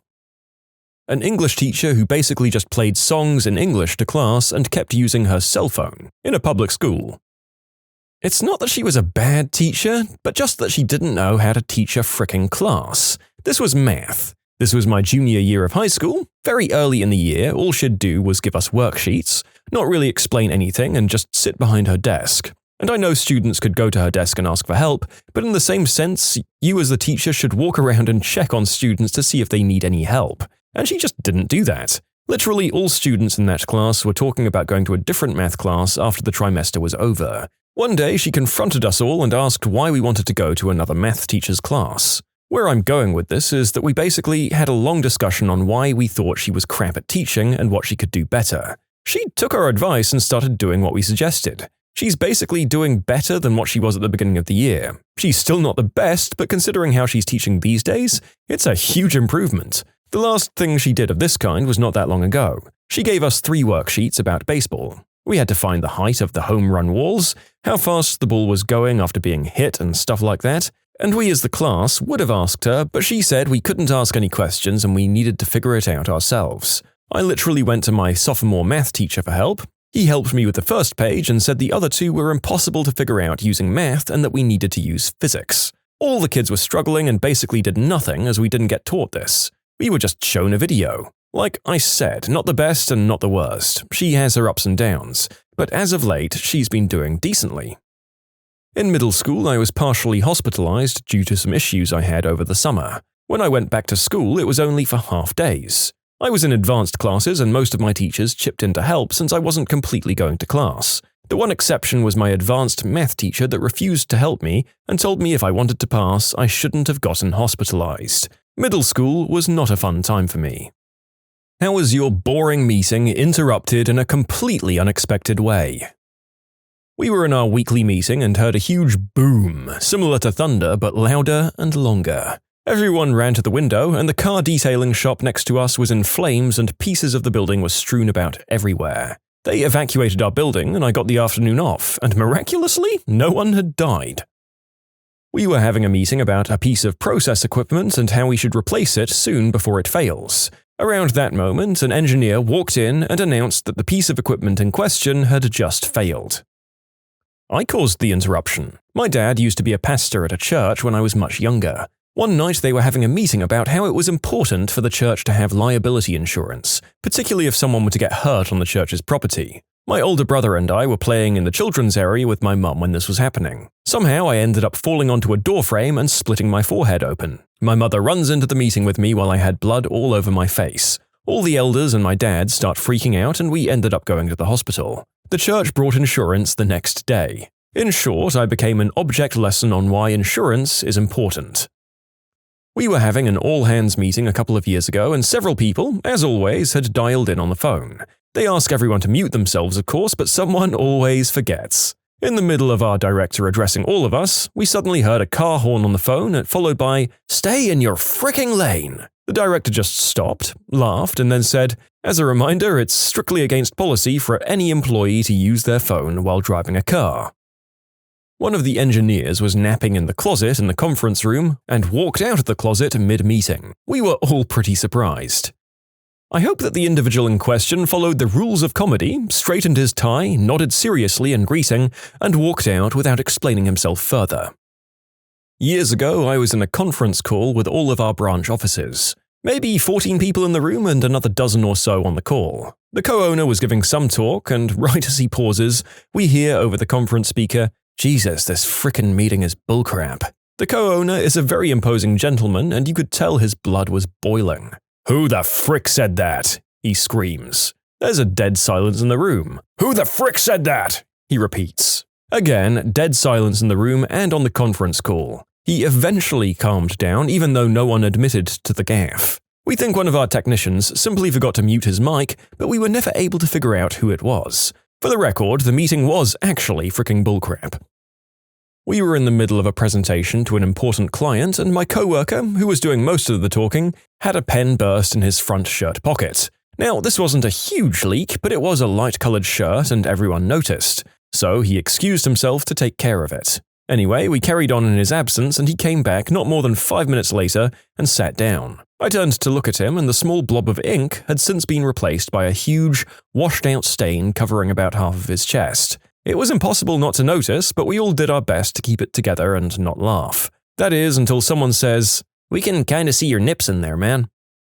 It was a government video conference call meeting. Coffee, tea, and snacks had been provided on a small table. A lady got up to get something and started screaming that the cup was filled with hundreds of baby spiders. A woman in tactical purchasing answered her phone, which was on full volume, mid-meeting with 2 vice presidents, 3 facility managers, and 3 department heads present. She didn't leave the room and proceeded to discuss her child's mental health issues and current prescriptions for like 15 minutes. No one had the heart to interrupt her, so we just sort of postponed the meeting until she finally hung up. Half the room had left by that point, extremely frickin' awkward. In a corporate training, and my assistant manager let out a huge as he fell backwards in his chair and crashed through a closet door. He had fallen asleep. Healthy-looking middle-aged lady died mid-meeting. Just slumped over, supposedly caused by a brain aneurysm. Really drives home the pointlessness of it all. Once I was walking down the hallway, tossing raisins into my mouth for a quick snack, and one bounced off my lip, across the floor and into an office where people were having a meeting. I knew they saw it bounce through the door because it was a big raisin and they stopped talking, but they couldn't see me yet as I hadn't walked by the doorway. My office was past their door, so I knew they'd see me eventually as I walked by to get to mine. So I had to make a choice. 1, retrieve the raisin and admit my mistake, or 2, pretend the raisin didn't come from me and walk past, potentially become known as Raisin Boy behind my back. I chose to retrieve the raisin and apologize, but it turns out they didn't even see it bounce in, so to them I just kind of wandered into the room, picked up a raisin off the ground, apologized, and left. I felt like I was in Seinfeld. In short, interrupted a meeting to retrieve my runaway raisin. I was in an interview for an internship after my junior year of college. It was kind of one of those interviews that was less, "What are your credentials?" and more, "When can you start?" Knowing this, I was feeling pretty confident and really not too nervous about it. This changed, though, when my interviewer began glancing around and shifting uncomfortably. He was a pretty big guy, so every slight readjustment in his chair was fairly noticeable. It seemed like there was something I'd said or done that had suddenly made him visibly distressed. As if everything was going well, but then I just offhandedly made a grossly inappropriate comment, like a race joke or something. Like I'd just said something that was wildly out of line and just blown right past it. I wondered what it was. I honestly couldn't think of anything. Maybe I was a little too friendly with him. Could that be perceived as being somewhat unprofessional? The interview went on for 5 more minutes as I sat there and thought about what I could have possibly done, and tried my best not to do it again. Rather abruptly, in the middle of my speaking, my interviewer stood up and promptly went number 2. He made brown in his suit. It was a stunning moment. It seemed like he might have suddenly realized that he was dealing with a very, very time-sensitive situation and was frantically trying to get somewhere. But it seems that the basic motor functions of standing up so quickly just forced it all out. It all happened very quick, to be honest. One moment I was explaining how my time as a summer camp counselor had taught me valuable leadership skills, and half a second later my interviewer was on his feet, standing in his own fecal matter. The drastic shift in tone left me completely speechless. Shocked and speechless, I literally didn't know how to respond to the situation. My mock interviews in college had seemingly skipped over this particular instance. All things considered, he handled it okay, I guess. He turned to his office mate and asked her to complete the interview. Oh, and did I mention that he shared an office with an elderly accounting lady, who was an eyewitness to the entire ordeal as well? So, long story short, she finished the interview and I got the job. You know what? Props to them for not being so image-obsessed that they denied a good candidate just for the sake of saving face. These things happen. I've never had a public code brown before, but I hope that when it inevitably happens to me, my onlookers will be as kind and understanding as possible. No shame on that guy. Where I used to work, we had a 9 a.m. PT Wednesday morning meeting. It was that early because half of the team was in California, half was scattered around the East Coast, and one person was in Belgium. So it was early for the West Coast so that it wouldn't be too late for the one guy in frickin' Belgium. The main company office was in California. This was a mid-sized startup with the usual startup culture, so most of the people got in around 10:30. Usually, the office was pretty empty for our meeting. I was one of the remote attendees. About 9:45, the CFO interrupts the meeting and awkwardly asks 4 of the 7 people to come with him. Weird. Then a minute later, he comes back to the remaining 3. He starts by apologizing and saying they were supposed to grab them when they came in, but they were the first ones in. He also apologized that he was about to tell them this as a group, but he wanted to lay it out. Those 3 had been laid off. Why do I know this? Because in the room they had a shared document pulled up on the screen instead of a teleconference. The CFO didn't know they were still broadcasting. Right after the CFO mentioned the layoffs, our Belgium attendee asked, "So, I'm guessing we should leave." I immediately signed off when he said that so that they wouldn't see that I'd waited that long. One of my employees was dialing in from home and hadn't muted his phone. You could hear his dog occasionally barking in the background. A couple of people chimed in, "Well, Rex clearly agrees with that decision," and he didn't get the hint. Then one of his kids started banging pots and pans together and he finally realized he should mute. We're a pretty relaxed bunch and it was an internal call, like no clients on the line, so it was an okay time for him to learn that lesson. I worked at a law firm that was doing a meeting of the senior attorneys and their associates. Some of the senior attorneys were traveling and had to conference in. Here's how that went. "Okay, it looks like we're missing Jim. Can someone get him on the phone? I think I remember his number. I'll call him on my cell." The sound of numbers dialing. "Hello, is this Jim? This is Roger calling about the meeting." "No, this is Dave. Who the hell is Jim?" "Oh, sorry, looks like I have the wrong number." "Yep, looks like it." The sound of hanging up. Maybe I misdialed. Let me try again." The sound of another number dialing. "Hey Jim, this is Hey, frick you, Roger. I already told you my name's Dave." Click. Our inconvenient meeting-killing statement was short, sweet, and to the point. It was as follows. A plane just crashed into the World Trade Center.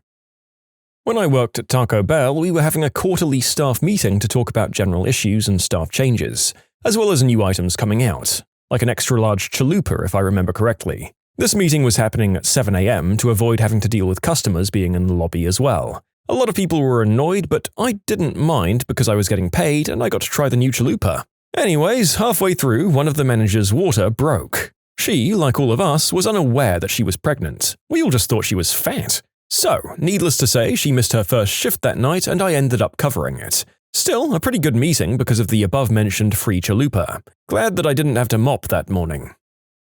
You can submit your own stories to be featured here on the channel. The story submission link is in the description below. And if you want to listen to some vibey music in the background, check out easymode, also linked below, and subscribe.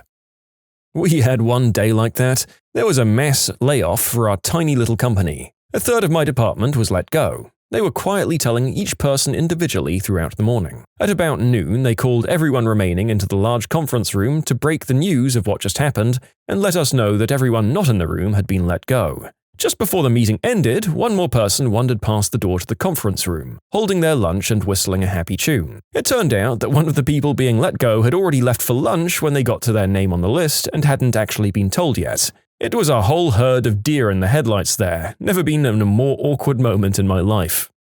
Again, according to the laws of comedy, I hope that this person saw everyone and laughed before jokingly saying something like, "Hey, what's the matter, guys? You all just get fired? What did I miss, huh?" 2 come to mind. The first was an exiting CTO who was leaving under some scandals. I started in the company while he took a month of sick leave after it was discovered that he had bought equipment from our company to use for his personal business. He was apparently a pretty easygoing guy, but as his time started to dwindle, he became more impulsive and irrational. One day, my boss was going over some stuff with us techs about some new procedure.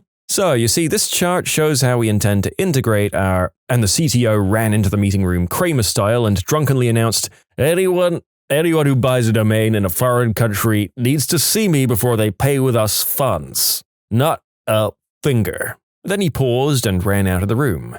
So, this integration will reduce the time needed for cross-department approvals. My boss continued as if nothing had happened. Another one was a CTO having a huge meeting. The meeting room was packed to the walls with dozens more on speakerphone. Sometimes someone dials in, puts the meeting on their speakerphone, and forgets to hit mute. And when someone's not paying attention, they don't hear someone screaming to put their call on mute. So you'd hear ka-thumpa-thumpa on the keyboard and ring of their private message client at full volume. But you couldn't call anyone out because you didn't know who was doing this out of the dozens that called in. This meeting, it was real bad. The CTO started talking about possible downsizing. Some idiot was on the phone, ka-thumpa-thumpa-thumpa-thumpa-thump of a keyboard, bring, ka-thumpa-thumpa-thumpa, bring, bring. Can the people on speakerphone hit their mute buttons? Screamed the CTO. Ka-thumpa-thumpa, bring. Then we heard a cell phone ring. Hello? Yeah, hi Tom. Oh, nothing. What's up? So we heard this guy talk to his friend about a new BMW he bought and how he Jewed the salesperson down for a deal. The CTO was Jewish and now real mad. He hung up on the call after telling anyone to listen to call back in. Later, he grilled departments to see who recently brought a new car. Quickly, the BMW owner was located in a distant office 20 miles away. He was banned from using a speakerphone and had to drive in for every meeting and report in person. I was once in a private meeting discussing whether to hire an applicant. Someone realized they left a sheet of paper at their desk, got up and opened the door to go get it. As soon as the door was open, an uninvited manager fell through the doorway. He'd been right outside, pressing his ear against the door to listen in. In the middle of a meeting last year, the lady speaking passed out and hit the floor, microphone still in hand. We helped her up. After 10 minutes, she resumed speaking and blacked out again. We helped her up. She continues to finish the meeting while laying on the floor. What the frick meeting was so important that you had to do that? If I die here, I just wanted you all to know, congratulations to Jim, your employee of the month. Ugh. I was at a job interview and the interviewer had to go because Mike Pence randomly showed up in the building. I'm going to have to say it was the time that the general manager of my resort shot a rubber band across the room and it hit the wedding coordinator right between the eyes. It made for a very interesting staff meeting afterwards. I was alone in my office on a conference when over the intercom a polite female voice said, and I'll never forget these words, "Attention all staff. Armed intruders have gained access to the building." I remember thinking, this has got to be a drill, but it was at a weird time for a drill, shortly after 1 p.m. when many people were still at lunch. So I took it seriously and hung up the phone, locked my door, grabbed some scissors. Look, I know, but Christ, I had to have something. My friends really laughed at me for that, jerks. And I hid in the corner behind a big cabinet. It was eerily quiet for the next 10 to 15 minutes. I texted some friends who I knew were still out to lunch to not come back to the office. Eventually, another 10 to 15 minutes later, another announcement was made that there was no threat and the building was safe. It turned out that the security staff were updating the emergency announcements, and one of the guys, I joke you not, bumped the armed intruder announcement. Whoops. Well, thankfully it was a false alarm. It was not a small event. Some people were truly terrified. A couple of people collapsed and had to be taken to hospital. My favorite of the whole thing was that it was a lockdown strategy. Our building, it turns out, has automated steel doors that would slam shut and protect anyone in the wings until the cops cleared the building. Assuming, you're not trapped inside there with a fricking dude with an AK, so it wasn't an evacuation strategy. That said, there were numerous stories of our vice presidents running out of the building like goddamn George Costanza. So much for leadership. In follow-up meetings, the security team stressed that since there are only a few obvious points of exit from the building, they make for perfect kill zones, so, don't do what the bosses did. I was at a school board meeting once for work. The board is moving through the agenda in the typical boring way when some woman got up and started screaming about how she had no kids and should not have to pay school tax. One of the board members was trying to tell her that the high-rated public schools increased her home value. But nope, she just kept screaming at the top of her lungs until the super old security guard walked over and told her to leave or he'd have to call the local cops. Ah, the old libertarians causing problems again, I see. I hear about these weirdos in every public assembly, citizens meeting, and often see them in opinion pieces or letters to the editor. You morons benefit from these taxes, directly or indirectly, the same way as this woman does. Just pay your due and get a better hobby than screaming in public for attention. You're just bored. I was pretty new to the company and was at my 3rd or 4th department meeting. There was another manager there, a very attractive woman my age. Well, she sits down at this meeting in a rush. She was the very last to arrive. She was carrying a bottle of seltzer water with her to drink. She opens the seltzer and it explodes all over the entire conference table, soaking all of us. I laughed, she laughed, some others laughed, and some didn't. I'll never forget it. I asked her out about 2 months afterwards. Now our daughter is a junior in high school. In high school, I'd joined a Boy Scouts Explorers post at the local newspaper. A reporter had started up the group with the BSA and was teaching a bunch of high schoolers how to be reporters. We met at the paper weekly, and the paper gave us a page periodically that we were able to fill with whatever content we wanted, within obvious reason and generally accepted newspaper standards. I was at the weekly meeting, and the topic that week was press conferences, specifically how to ask what kinds of questions to get whatever information you need to get. So the reporter had dressed up as a baseball player and was giving a press conference for being the first woman to be signed to a Major League Baseball team. We were firing off questions and she was answering, and all was going pretty well. With zero warning, of course, a bearded guy busted into the room screaming at her about something she had done to annoy him. He grabbed her and took her out of the room. So all we could do was hear him yelling and screaming, and we were all frozen 15 and 16-year-olds wondering what the frick to do. Finally, they came back into the room laughing. It was all a setup to teach us about our observational skills. What did the guy look like? What was he wearing? What was he yelling about? Etc. That was a powerful lesson as a young reporter, because we learned that even when 20 people witness the same event, there'll be 20 different opinions about what just happened. So you have to ask a lot of people the same questions to start to pull together an accurate picture of what had gone down. This was back in the 80s, and no way in heck would such a thing fly now. Parents would lose their damn minds, but I will never forget that meeting. In a meeting with pastries, one coworker says, "Oh, donuts." Another one pipes in, "Don't take the cream-filled one, it's the boss's favorite." The coworker takes the cream-filled donut, takes a bite, and smiles directly at the boss. The boss walked over, reached across the boardroom table, grabs the donut, mushes it in the provocateur's face, sits down, and resumes the meeting. Ooh, it was me! I was the interruption. I had a crappy boss that loved meetings. In one of them, her and this other guy got into a discussion, and after about 15 minutes I said, "Can I leave? This has nothing to do with me and I have work to do." The other 20 people in the room thanked me privately and said they couldn't believe I didn't get fired. Not my meeting, and memorable, but not in a good way. I worked at a small company, just 3 people. I answered the phone one random afternoon, and the caller, someone I was familiar with, asked for my boss. I said the usual line about being in a meeting and can I take a message. He said, "Interrupt him now, please." The caller was not prone to drama, so I suspected it was important and got my boss. He was calling to tell us a photographer we'd worked with was killed, alongside another photographer while working in Libya. That was one of the most surreal days of my working life.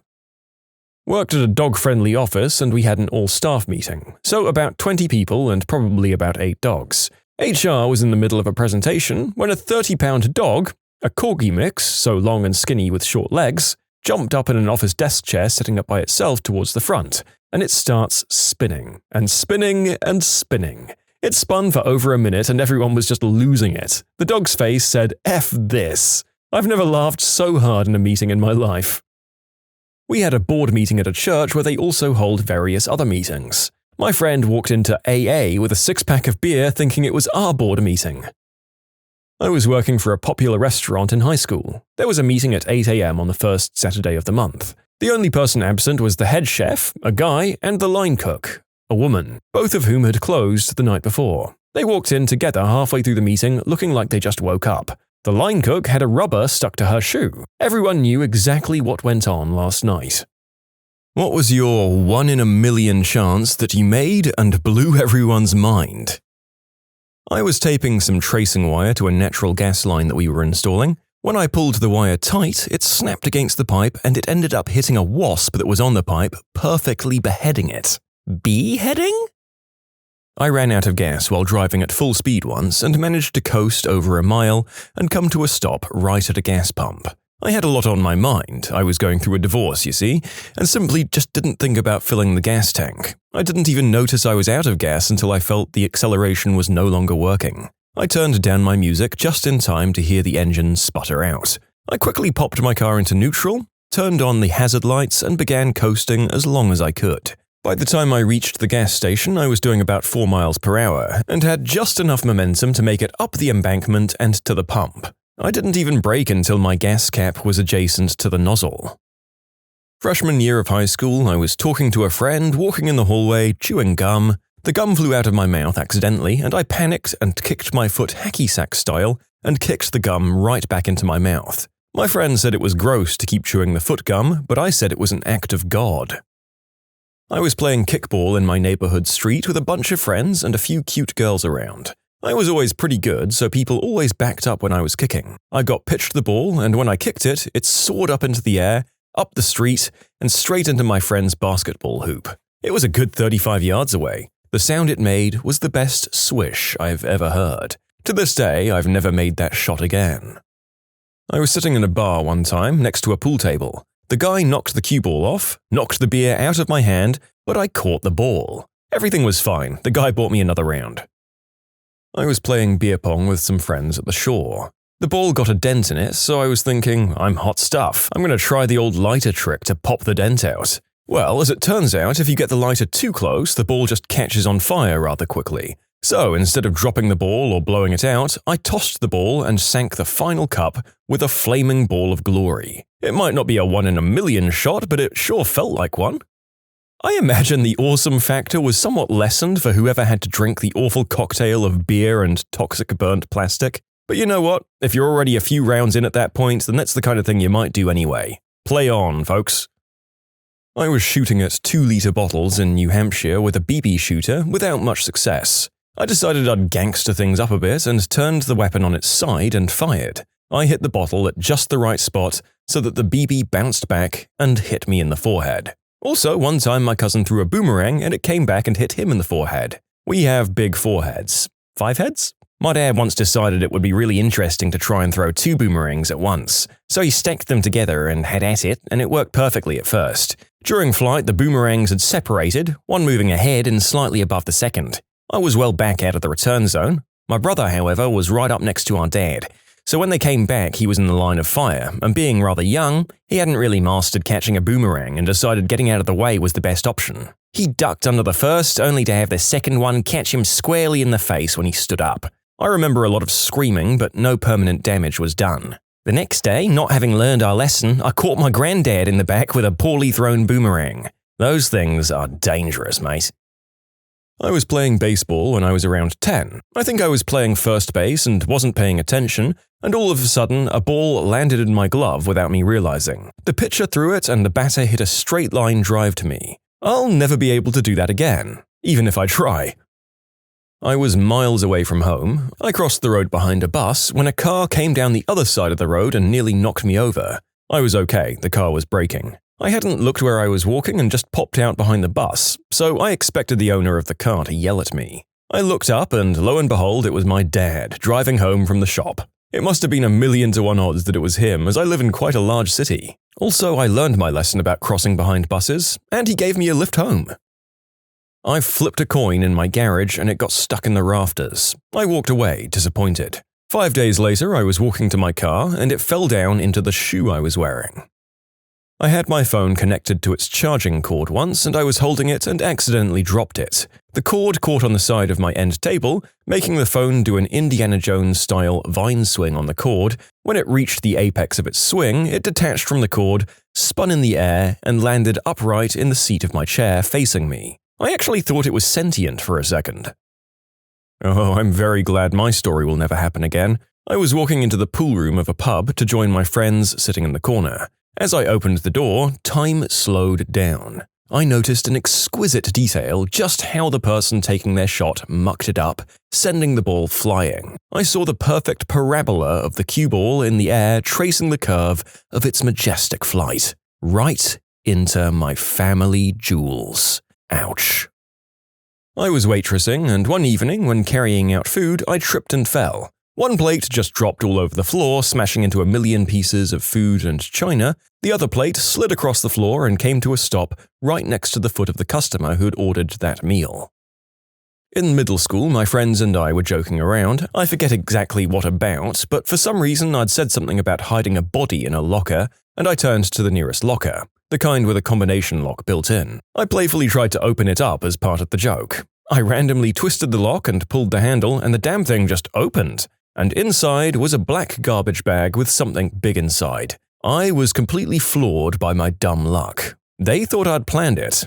Also, the first thing we found when we opened the bag was clothes, which freaked us out, but then it was just a bunch of notebooks and stuff. Phew. I was acting in a play and whipped my head to the right to react to what another character was saying. This was something I did every night in rehearsals, but for some reason, on opening night, my glasses shot right off my face. They just went flying. I have no idea, but I immediately caught them with my already outstretched hand. The audience ate that up. They applauded like this was a tricky maneuver I'd practiced every night. But it was literally something I could never do again. 2 minutes later, I whipped my head to the left to react to another character, and the glasses went airborne again, smacking the actress in the face and falling behind a prop so that they couldn't be easily recovered. The first time I ever played 2048 and won, I thought that was incredibly easy and didn't play again for a while. Since then, it's become increasingly popular and I realized that what I'd done was actually quite a feat. I've since played countless times and I'm convinced that given a million tries, I'll never win again. Well, the narrator read this comment, decided to go and try this game mid-recording, set his entire schedule back by half an hour and got less than a 16th of the required score to win. That game seems very hard to me, so well done you! I believe I was 13 years old at the time. I was fishing off the dock of my parents' beach house. I went to cast and released the fishing line into the air. A seagull was flying by at the exact time and the hook got attached to the bird. I caught a mother-frickin' seagull with my fishing rod. I tried to reel the seagull in to remove the hook from its mouth, but the bird was having none of that. It was kind of flying like a kite until I decided to cut the fishing line. Years ago, I was ice skating when I saw a group of my school friends. They were obviously there for the first time and kind of shuffle sliding out to the center of the rink in a group of 4 without taking their feet off the ice. I was still new at this too and not very good, but I skated over to say hello. As I came up in front of them, I realized I was going too fast and tried to slow down, and I overbalanced. I fell forward with my hand out. The heel of my hand landed on the ice, and I did a perfect circle about 8 foot wide around it with my skates opposed to each other before I managed to remove my hand and stand upright again. Frickin' show off, one of my friends grumbled. I was walking into the men's room while chewing gum and realized I didn't want the gum anymore. I spat the gum out and kicked it mid-air into a tiny bin about 10 meters away. Made me feel like Zlatan. I once squashed a fly mid-air with a sausage tong. The 5 or so family members that were there didn't even believe me when I showed them the fly remains on the tip of the tongs.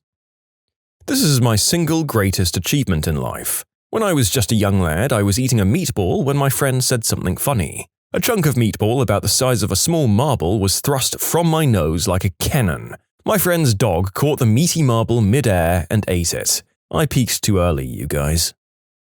When I was in high school, I was talking to a friend in the gym after school while chewing gum. She turned her head while I was talking, and just as she did, I accidentally spit my gum directly at her temple. I snapped my hand out in front of me, caught the gum, put it back in my mouth, just as she turned back. Didn't notice at all. I silently applauded my sudden onset spidey reflexes and went on with the conversation as if nothing had happened. I kicked a volleyball into a trash can about 100 feet away. There were witnesses. Casually dropped 2 coins on a table when the one coin started spinning on top of the other, slowing down to a halt, still standing sideways. I've tried to do it again, but it's absolutely impossible. My ex-girlfriend and I were leaving the local coffee shop. I drove away without knowing she left her phone on the roof. Made the turn onto a busy main street, and through the crack of her open window, the phone flew in and landed in her lap. What a frickin' shock. She lost it maybe 2 weeks later. I still don't know what wonder of physics made that happen. You can submit your own stories to be featured here on the channel. The story submission link is in the description below. And if you want to listen to some vibey music in the background, check out easymode, also linked below, and subscribe. 4 a.m. I was hungry, so I went to Dunkin' Donuts. I grabbed whatever money I have in the car. Turns out to be $4.63. So I go, make my usual order completely oblivious to the fact that I have no money. The register shows my total, $4.63 frickin' cents. I just emptied my hand to the dude at the counter. He knows what just happened and gave me a nod of approval. I drove away with my donuts and wraps like a mother-frickin' boss. I was playing football or soccer in a park with about 6 or 7 friends when a family walked by and the eldest daughter, who must have been at least 20, shouted that, "If that fricking ball comes near me, I will pop it." I considered this to be completely rude and uncalled for as we were just playing a nice game in the middle of a park. As the family walked away, I could see her walking like she was some frickin' awesome B-word for throwing out a needless threat to a bunch of kids. So I thought to myself, I'm going to teach this lady. So I took the ball in my hands and kicked it towards her, assuming, because I'm not at all athletic or skilled, that it would go nowhere near her. But by some divine intervention, it conked her straight on the head from 50 yards. The rest of the family laughed really hard at her, so she was too embarrassed to steal the ball and pop it, and her dad threw it back to us. I was carrying 2 punnets of raspberries to the counter in the supermarket when the top one slid off and fell. It rotated 360 degrees and I dropped to my knees and caught it on top of the remaining punnet. Well, I can tell the author here is under a certain age because my knees were already cracking in sympathy. I don't care if I'm dropping a priceless porcelain vase, there is no way in hell I'm dropping knees first into a hard floor voluntarily. I got a house under contract to buy at $42,000. On the drive back to my office, I stopped to let a farmer know that one of his cows was out of the fence by the highway. He thanked me and saw my shirt that said, "I buy houses," and he asked me if I had any for sale. I said, yes. It was the one I'd just gotten under contract. I sold it to him for $60K. I made $15,000 in about 3 hours of work. 2 things for me. First, I was driving on the highway after a very bad winter storm, lots of ice. My car started doing the wiggle. Next thing I know, I'm spinning. I screamed out of reflex and saw the guy driving in the car next to me with his shocked face. I landed perfectly straight and kept going. I'll never forget that guy's face, and I'll never forget the pair of pants that I lost that day. And the second? Well, I was playing World Series Baseball on the Sega Genesis, so like 1994-95, my cousin was kicking my butt. He had the bases loaded and was down by 1.0 outs. Hits a line dive and I made my short stop dive for it, but instead of diving forward, he did his dive where his body was facing the wrong direction, so he sort of dove backwards towards the ball, then proceeded to get a triple play. I ended up winning. We watched the replay of my triple play for like 30 minutes. It was so unbelievable. Finally, my brother. We went to a house party and just got hammered. We were playing quarters, the game where you bounce quarters off a table into a shot glass. I don't even remember the rules. I just remember doing that. Looking around the table, there was a guy with a paper bag on his head and another guy with a lampshade on. Everyone was just smashed. My brother says, "If I land this, you all have to chug hard liquor. If I lose, I'll do it," and proceeds to fill glasses with hard liquor. He puts down 2 shot glasses and everyone is thinking there's no way he'll land 2. He then tilts his head back and puts the quarters over his eyes, slams his head forward and lands both quarters in both shot glasses. The table erupts. Chairs are thrown backwards and broken, eruption of screaming. I ended up blacking out thanks to the large amounts of Beefeater I drank that night. Good times. Back when I was new to Street Fighter, my friend invited me to a tournament. The thing is, I didn't know how to play. I won by mashing buttons. $200. I could never do that again even if I tried knowing the game better. I guessed an activation code for a Flight Simulator 98 game that I stole. No joke. One of the first times I played Zombies Call of Duty online, I made it to level 40. I tried and tried many times later and never made it past 30. There was this one time. Back when I was just this little white fishy guy fresh out of my dad, I penetrated this huge frickin' thing and got born. This one time, I saw the DVD logo hit the corner of the screen. My mouth fired saliva like a water gun once, no idea why. I thought I was a Pokemon.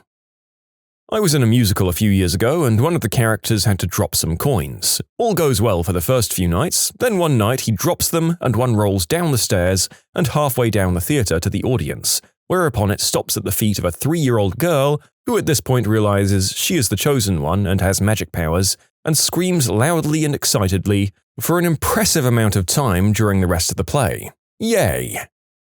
At my ex-girlfriend's new loft apartment, it was 2 stories with the main living area, kitchen and stuff downstairs and the bedroom upstairs with a half wall, I used to throw things off her upstairs wall at her cat. Socks, primarily. One day I had a nickel in my pocket and I noticed an open, half-full Snapple bottle on the other side of the room downstairs, so like 15 feet away and 10 feet below me. I asked if she bet me I couldn't make it in. She humored me and said, "Sure, what's the bet?" I said, "If I miss, I'll never throw anything downstairs again." And if I made it, she had to give me a down-under kiss and swallow, which she hated, right then and there on the couch. She also hated doing anything on the couch. My girlfriend accepted. I fully expected to miss, but I lined up, did a couple of fake pumps and threw it. 2 seconds later, you heard the perfect clink and kasploosh. I ran around the apartment celebrating like I got the winning goal in OT in Game 7 of the Stanley Cup, and my girlfriend even paid up. In short, I threw a nickel into an open Snapple bottle 15 feet away and 10 feet below me. I got some action. I'm Australian. It was just a normal summer day and I'd finished eating an icy pole and still had the stick in my hand. I walked into the games room to play the PlayStation when I saw there was a huge white-tailed spider sitting on the wall. I said, "Screw this," and casually tossed the stick towards it. Somehow it hit like a spear right between the abdomen and main body and sliced it clean in half. The spider didn't even move. Its abdomen and the stick fell to the floor and it was left dead sitting on the wall. I 360 no-scoped a bottle into a rubbish bin at school once. My life can only go downhill from there. Is there any other way than no-scoping when it comes to throwing a bottle? The person who asked this last question makes a valid point, but still, the act of successfully hitting anything with an aimed projectile after a 360 turn in mid-air is impressive. Maybe not 1,000,000 to 1 impressive like some of these others, but hey, if that's the high point of your life, well done you. I played hockey when I was younger and I was terrible. I was fourth line forward, who maybe scored 1 garbage goal per season. I was skating out of my zone and I shot the puck from center ice to go on a line change, and I ended up sniping it top right side. I didn't even see the puck go in because immediately after I shot it, I was skating to the bench to complete the change. I asked junior Senator Barack Obama at the time he was campaigning for presidency to take my phone that already had my mother on the other line and wish her a happy birthday. He talked to her for about 3 minutes while his security guards mouthed "F you" and basically resembled exaggerated cartoon bullies. They apparently didn't like the idea of this and made it more than clear. I'd once lost a DS game. After hours of searching, I still couldn't find it. My room then could be described as a pigsty, so I had no idea where it could be. In a fit of rage, I kicked a pile of clothes as high as I possibly could. Most of them fell on my own head, and when I shook my head to get them off, the DS game fell out of the pile and onto my DS, which was sitting on my bed. Okay, hold on to your socks, people. I think I've got the craziest one. I correctly inserted a flash drive into a USB port on the first try.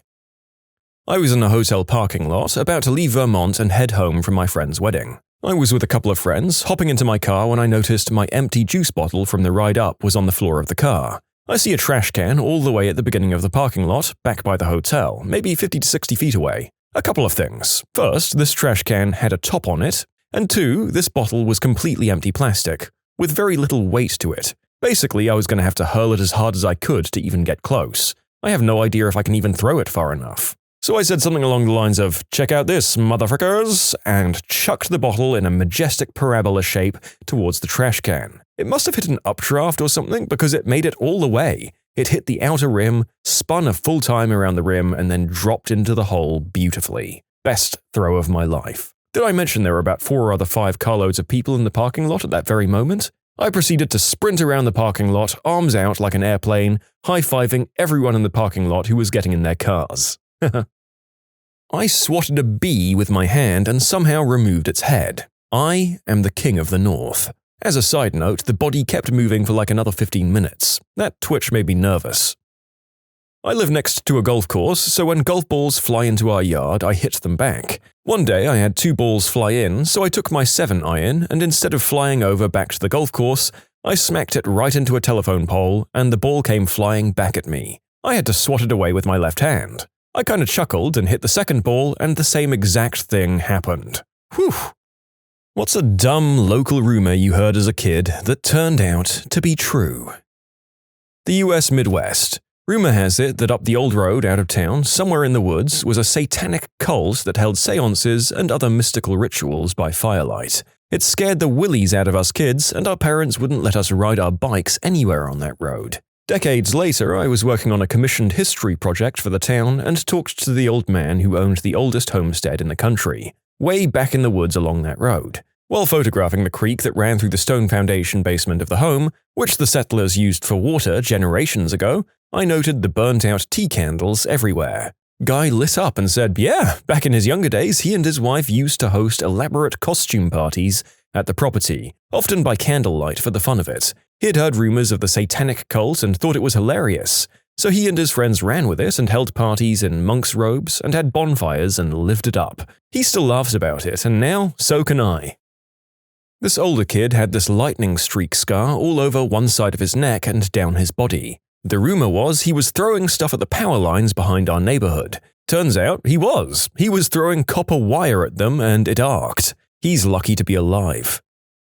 A vagrant-looking man used to collect cans from local parks and whatnot. Imagine someone pushing a shopping cart in tattered clothing. Rumor was that he was generationally wealthy, and when he passed away he left a fortune to the Parks and Rec department to update facilities. We used to have a local homeless lady, supposedly a Vietnam Army nurse. Her experiences there ruined her and she refused help from her wealthy family. It was all rumors though until she passed. Her family turned out to be the people who owned Utz potato chips. They paid for her funeral since now she wasn't around to refuse any money or help anyone.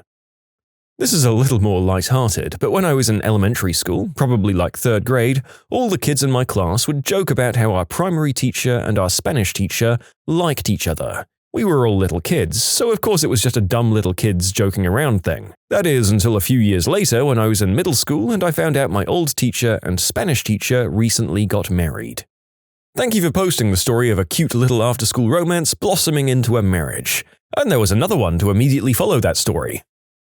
Yeah, this happened to me twice. I think my radar for teacher romances was excellent. My grade 5 teacher was a very awkward man. Kind, but weird. We had a substitute teacher every once in a while who was recently divorced. A stunning lady with her 3-piece outfits, sculpted cheekbones, and big eyes.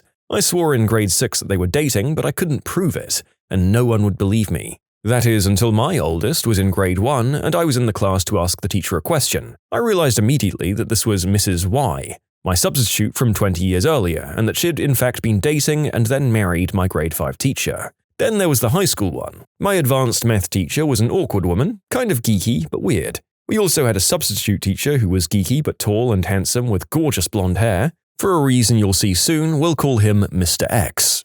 I was in an all-girls high school, so girls being girls, we all fawned over him. By grade 11, I swore that their casual chit-chat in the hallway was making date plans after school, but I still couldn't prove it either. Part of my stand-up bit for a grade 12 Frosh week was introducing teachers to the new students, and I welcomed those teachers as Mr. and future Mrs. X. A few years later, they were married. Both couples are still happily together. The first couple are now enjoying retirement.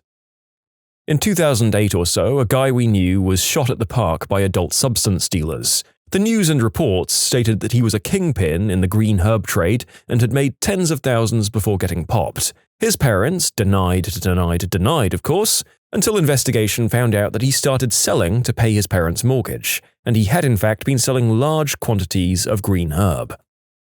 The park we used to play football at used to be a cemetery. They'd exhumed all the coffins and moved them years before I was born. We'd freak each other out, especially at night, saying there were still bodies buried there. One day we were playing and they were doing some groundskeeping work and they found a coffin. The state came out and found 30 more. We were actually playing on top of hallowed ground. I'd heard about 2 different teachers at my high school being creepy, and they've both since been fired for inappropriate contact with students. There was a rumor at my high school that the building down the way was a cult. It wasn't unheard of to dare people to go over there, and then you'd end up being followed or sometimes invited to dinner. Turns out it was the HQ of the cult the Duggars were in, the Institute in Basic Life Principles. I was watching that documentary and my mind was blown, because all of the high school rumors had been true. There was a taco truck in town that sold green herb if you asked for a side of lettuce. I hope everyone who asked was actually hoping for the devil's lettuce instead of iceberg, because it was true. There was this jerk in my junior high gym class, a real bully type, and when he'd act out, everyone would ridicule him for his mother being a smack-using working girl, and we'd laugh and laugh and laugh and laugh and laugh.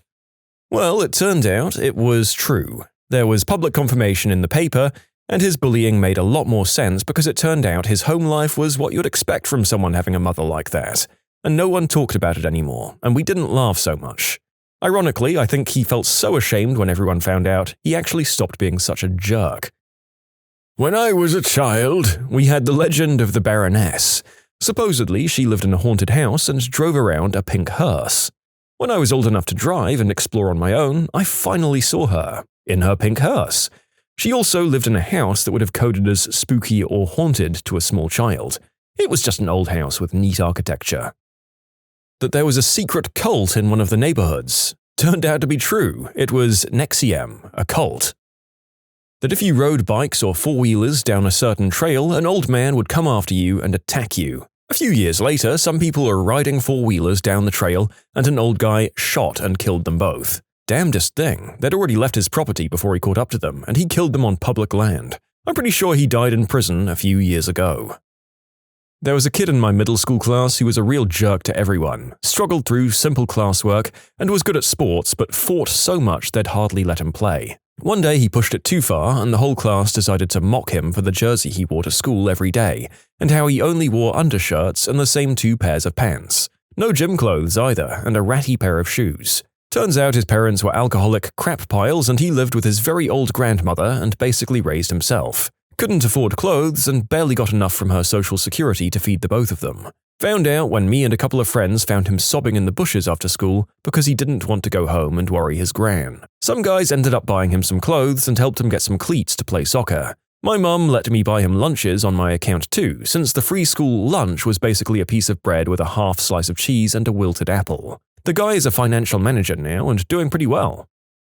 Rumor about a local businessman who tried to end it all and was rescued. Some weeks later, he ran into a burning building and rescued 2 young children, sustaining severe burns in the process. A few months ago, I saw him in the pub on the green. All the skin on his face and hands had melted, and he had skin grafts everywhere. Happiest man in the pub. What a hero!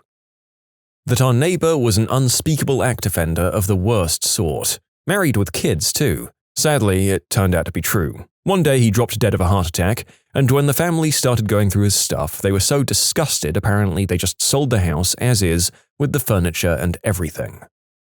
Always heard rumors that this kid who I rode BMX with, his dad was a high-ranking member of the Hells. One day we were over, years later, talking crap around the fire in his backyard, and about 70 patched members arrived at the house for a meeting. They brought us a crap load of beer and told us to find a park to drink it in for the next few hours while they had their meeting. Not gonna lie, if someone's dad did that for our group of friends, we'd think they were the coolest kid in school afterwards. Also, it's a little funny that these guys got you out of their hair by getting you to go do illegal underage drinking somewhere else. They probably could have just told you to leave and you'd be so scared that you'd do it. I have 2, both about elderly men. First, there was an elderly man that could be seen walking all over town. Long grey beard, usually seen in tattered clothes. Walking Man or the Silver Bullet were nicknames for him. The rumor was that he was actually really wealthy, but lots of people just assumed he was homeless because he was always walking, carrying groceries or whatever. Well, about a year before he passed away, it came out that he was actually one of the wealthiest residents in our town when he donated millions to local youth programs and schools.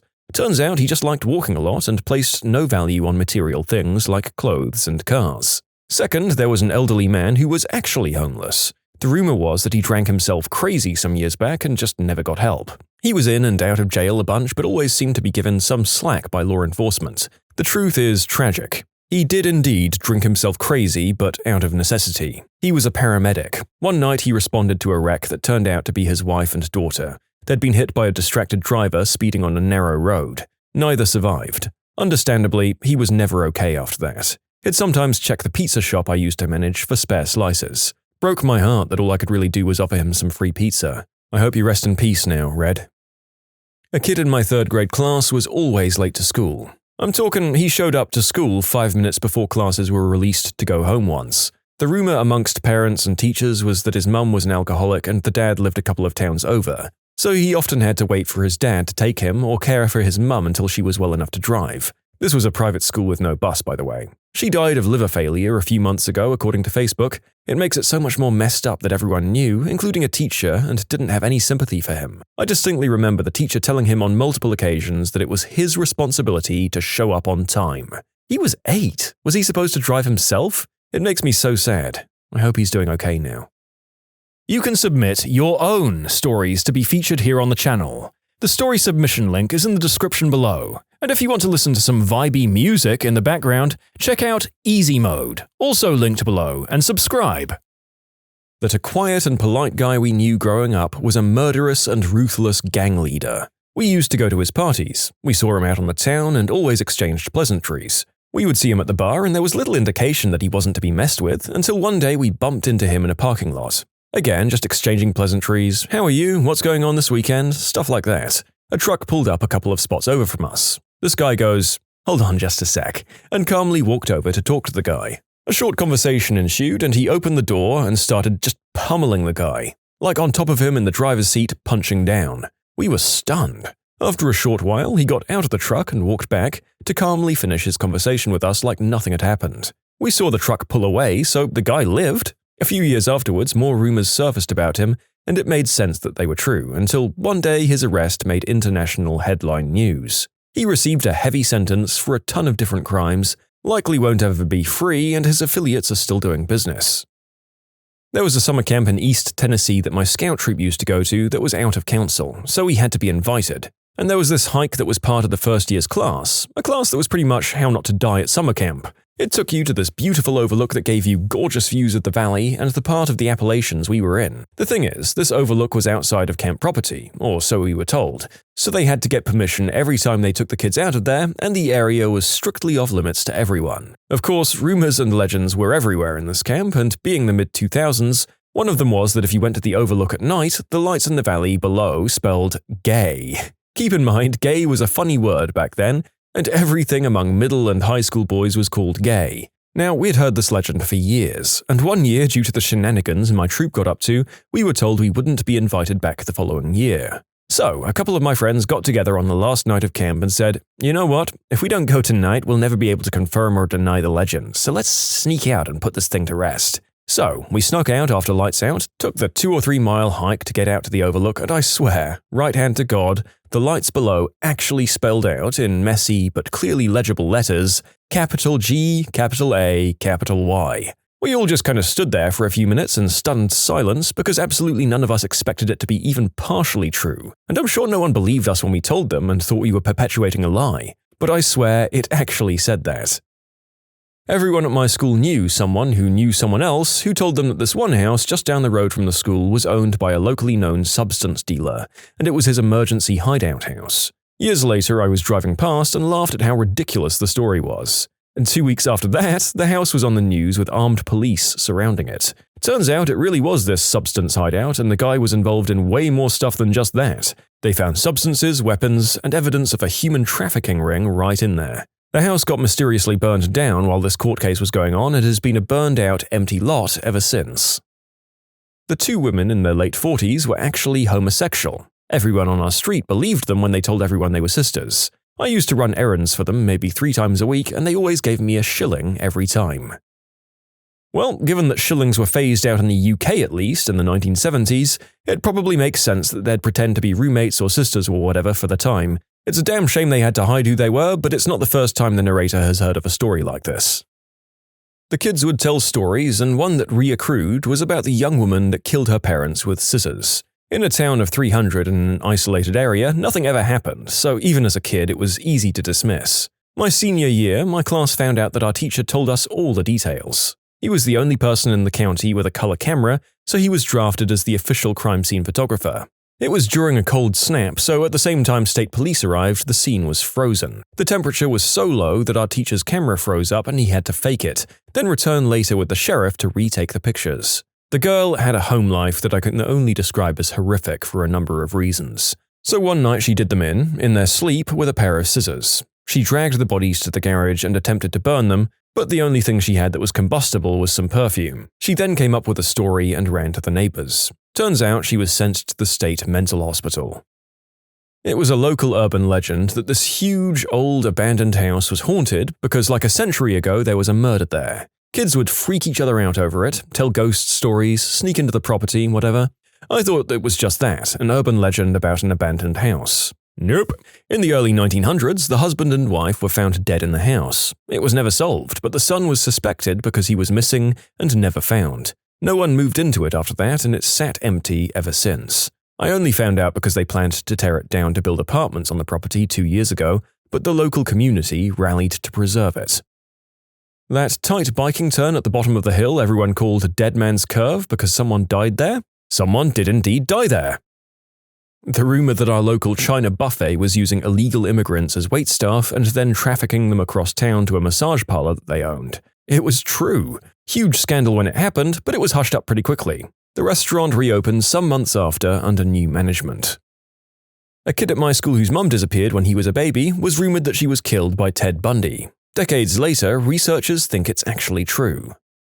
When I was a little kid, like 7, and roaming around the neighborhood with my gang of little rascals, this was in the 50s when kids could safely play outside all day with their pals without parental worry, there was a rumor that in the house 2 doors over from mine that the parents had locked their mentally handicapped kid in the attic and that he was one of my gang friends' older brothers. We played with him, but he always denied that he had any siblings. We were never allowed to enter his house, which was strange because we were always stopping at our other friends' homes during our days to drink water or use the bathroom. About 2 years later, the boy and his family moved away never to be seen again. But when they moved, it was discovered that yes, an older brother did exist, and he was kept locked away in the attic. It was a very creepy discovery. Mental health awareness and acceptance was in the dark ages in the 1950s.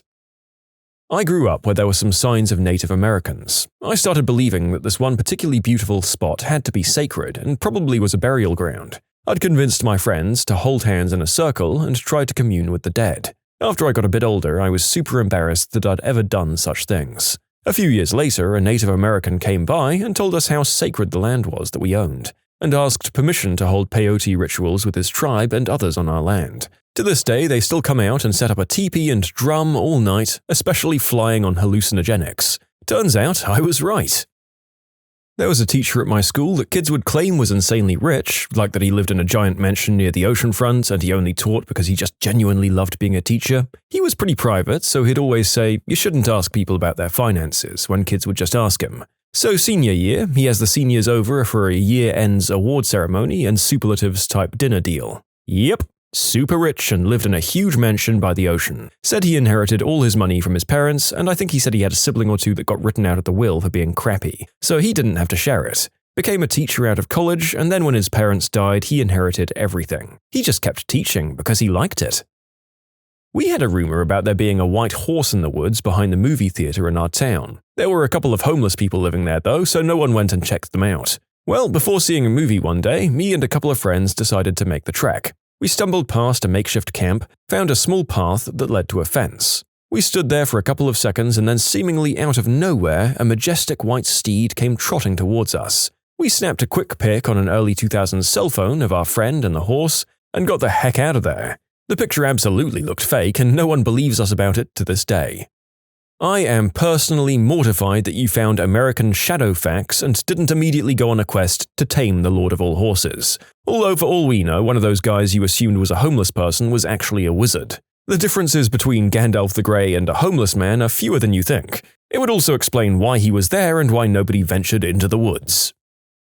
There was an unmarked graveyard in the field across the road in rural Canada. The oldest guy in the area talked about there being one somewhere in the area, but he wasn't sure where. Maybe 10 years ago, an older gentleman, maybe in his 70s, came over to our house when I was home from college and asked who owned the property across the road. He said his family lived in the area over 100 years ago and he was looking for the family burial plot. He asked for permission to search and spent time with dowsing rods in the field, maybe 75 acres total, but he was focused closer to the road. He marked over 15 spots that he said were places where bodies were buried underground, and that he could tell by the way the rods moved if it was male, female, or a child. He even showed us how the rods would be still, but when he walked over the spots he marked, they would cross or move away from each other. He came back the next year and spent some money getting a big stone and a nice custom plaque made to mark this spot. He probably spent $1,000 or more on that, including renting a backhoe and operator. Then we never saw him again. We used to play hide and go seek at night, but we'd never go to that area where he placed the markings because it felt eerie and sometimes it would be foggier. After he showed us the dowsing rods thing that one day, I told my younger cousin to lay on the ground so I could try it on him. I walked over him with the dowsing rods and nothing happened, so I said, "Well, guess you haven't got a soul," and walked back to the house. What seemingly harmless parenting habit is actually messing up your kids? Never saying sorry to them. My mum only just recently started telling me sorry when she gets worked up about something. It's built up such a resentment for her over the years, and I also have trouble saying sorry myself because of it. Tell your kids sorry, especially if you overreact to something they did. Not following through with your promises. If you told your child you were buying ice cream tomorrow in the hopes that they'd forget, and the next day when they ask you, you tell them no, they'll see you as unreliable. I taught my children at a very young age that outside of extreme circumstances, failing to keep a promise made is the same as telling a lie. Therefore, I won't make promises to them that I'm not absolutely certain I can keep. They learned early in life that I take my promises very seriously and I'll go to great lengths to honor them. We've hit very hard times recently, and I've had to delay delivery on some promises, which breaks my heart. But they know that I'll fulfill those promises eventually, and they're much more empathetic and understanding than their peers have been in similar situations. I found that when my parents teased me about stuff that I was clearly uncomfortable with, it made me tell them less later in life. I have a good relationship with my parents, but I don't tell them lots about my life because it's easier if they don't know or tease about it. Same for me. It was usually mild stuff like, "Ooh, he has a crush on a girl," or something like that. But I hated the attention and it made me uncomfortable. Later in my 20s, when I met my wife, she couldn't understand why I was so secretive. I'm pretty sure it's from that. I just stopped telling people things and still don't tell my parents everything that's going on in my life. I love them, of course, and we have a great relationship, but yeah, I'm pretty sure the teasing messed me up a bit. Once my brother was sent to his room by my dad after they got into an argument about something stupid, I used Google to prove my brother right, and we were both grounded for being disrespectful. Until he found out we were actually right, he never ungrounded us until the week was over and only told me he was wrong. Moral of the story, being right is apparently disrespectful. A seemingly harmless mistake is rewarding your child with something when they do something they already enjoy. Take, for example, reading. If a child just enjoys reading, let the child read without getting any reward. Once you start rewarding the child for that act, their intrinsic motivation gets replaced. It's called the over-justification effect. I agree with this, but I also understand that it presents a conundrum if you have multiple kids, some of whom need to be motivated more than others. Seeing others be rewarded for something that you already do better definitely stings a little when you're young and can make you lose motivation.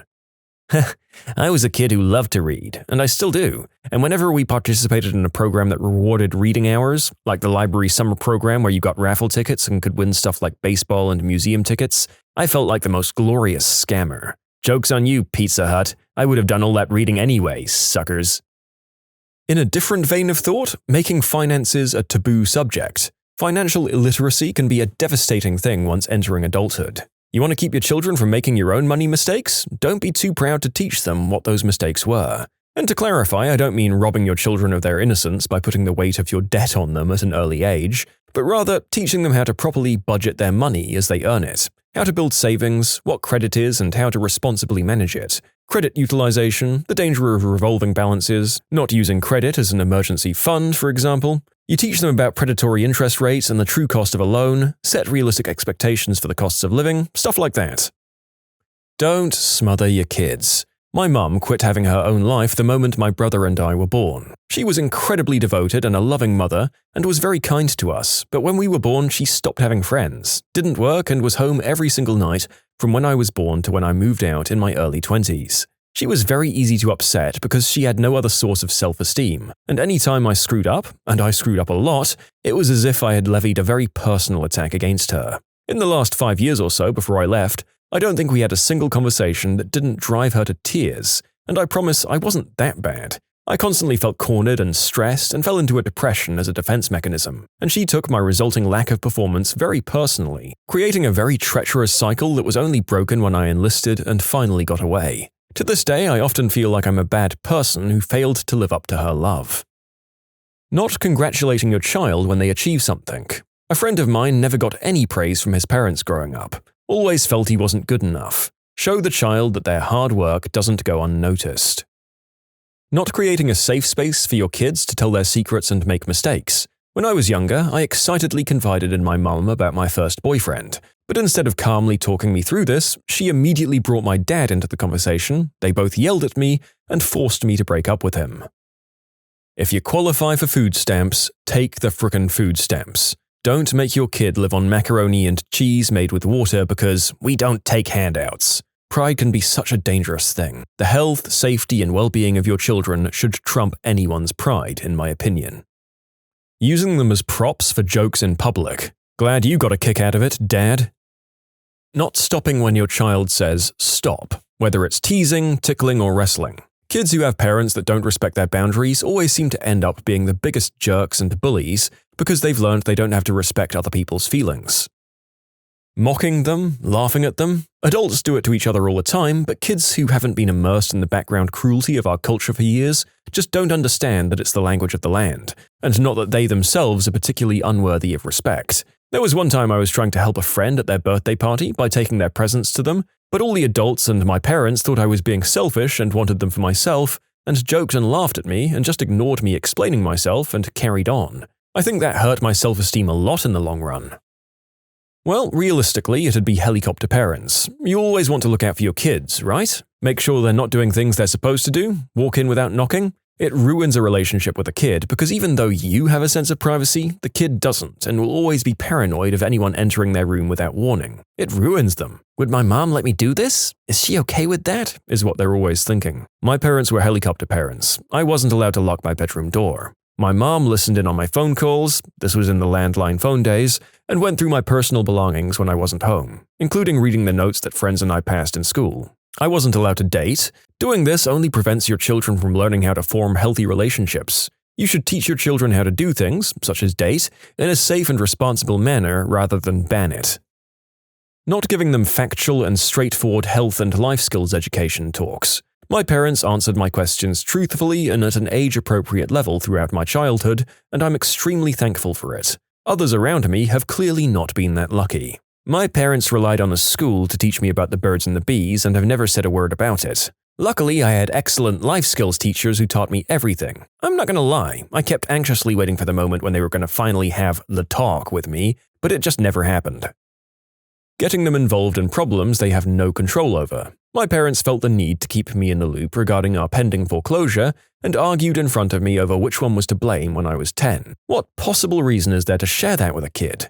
I barely slept for months. I was convinced the cops were going to bust in at midnight and throw us all outside. On the flip side of this, let your kids know if the family's facing an eviction. I was the only one home when the marshals came. The saddest part of this question is that my mum had done so many things that everyone is saying is bad, like not hugging, not praising, telling me to suck everything up. So let me give you one that I feel like would have helped me a lot growing up. Don't be afraid to admit when you're wrong or when you make mistakes to your child. My parents would go out of their way to justify any mistake they made and make it seem as if they were right no matter what the situation was. It gave me a pretty messed up view of right and wrong, as well as learning from mistakes, but was fixed by my grandma. That's a long story. This one seems to be a recurring answer for this particular topic. It's pretty common to think of your parents as these infallible beings for the longest time, isn't it? And purportedly not super healthy if they keep trying to force that impression after the fact. Admit your mistakes, parents. It sets a good example.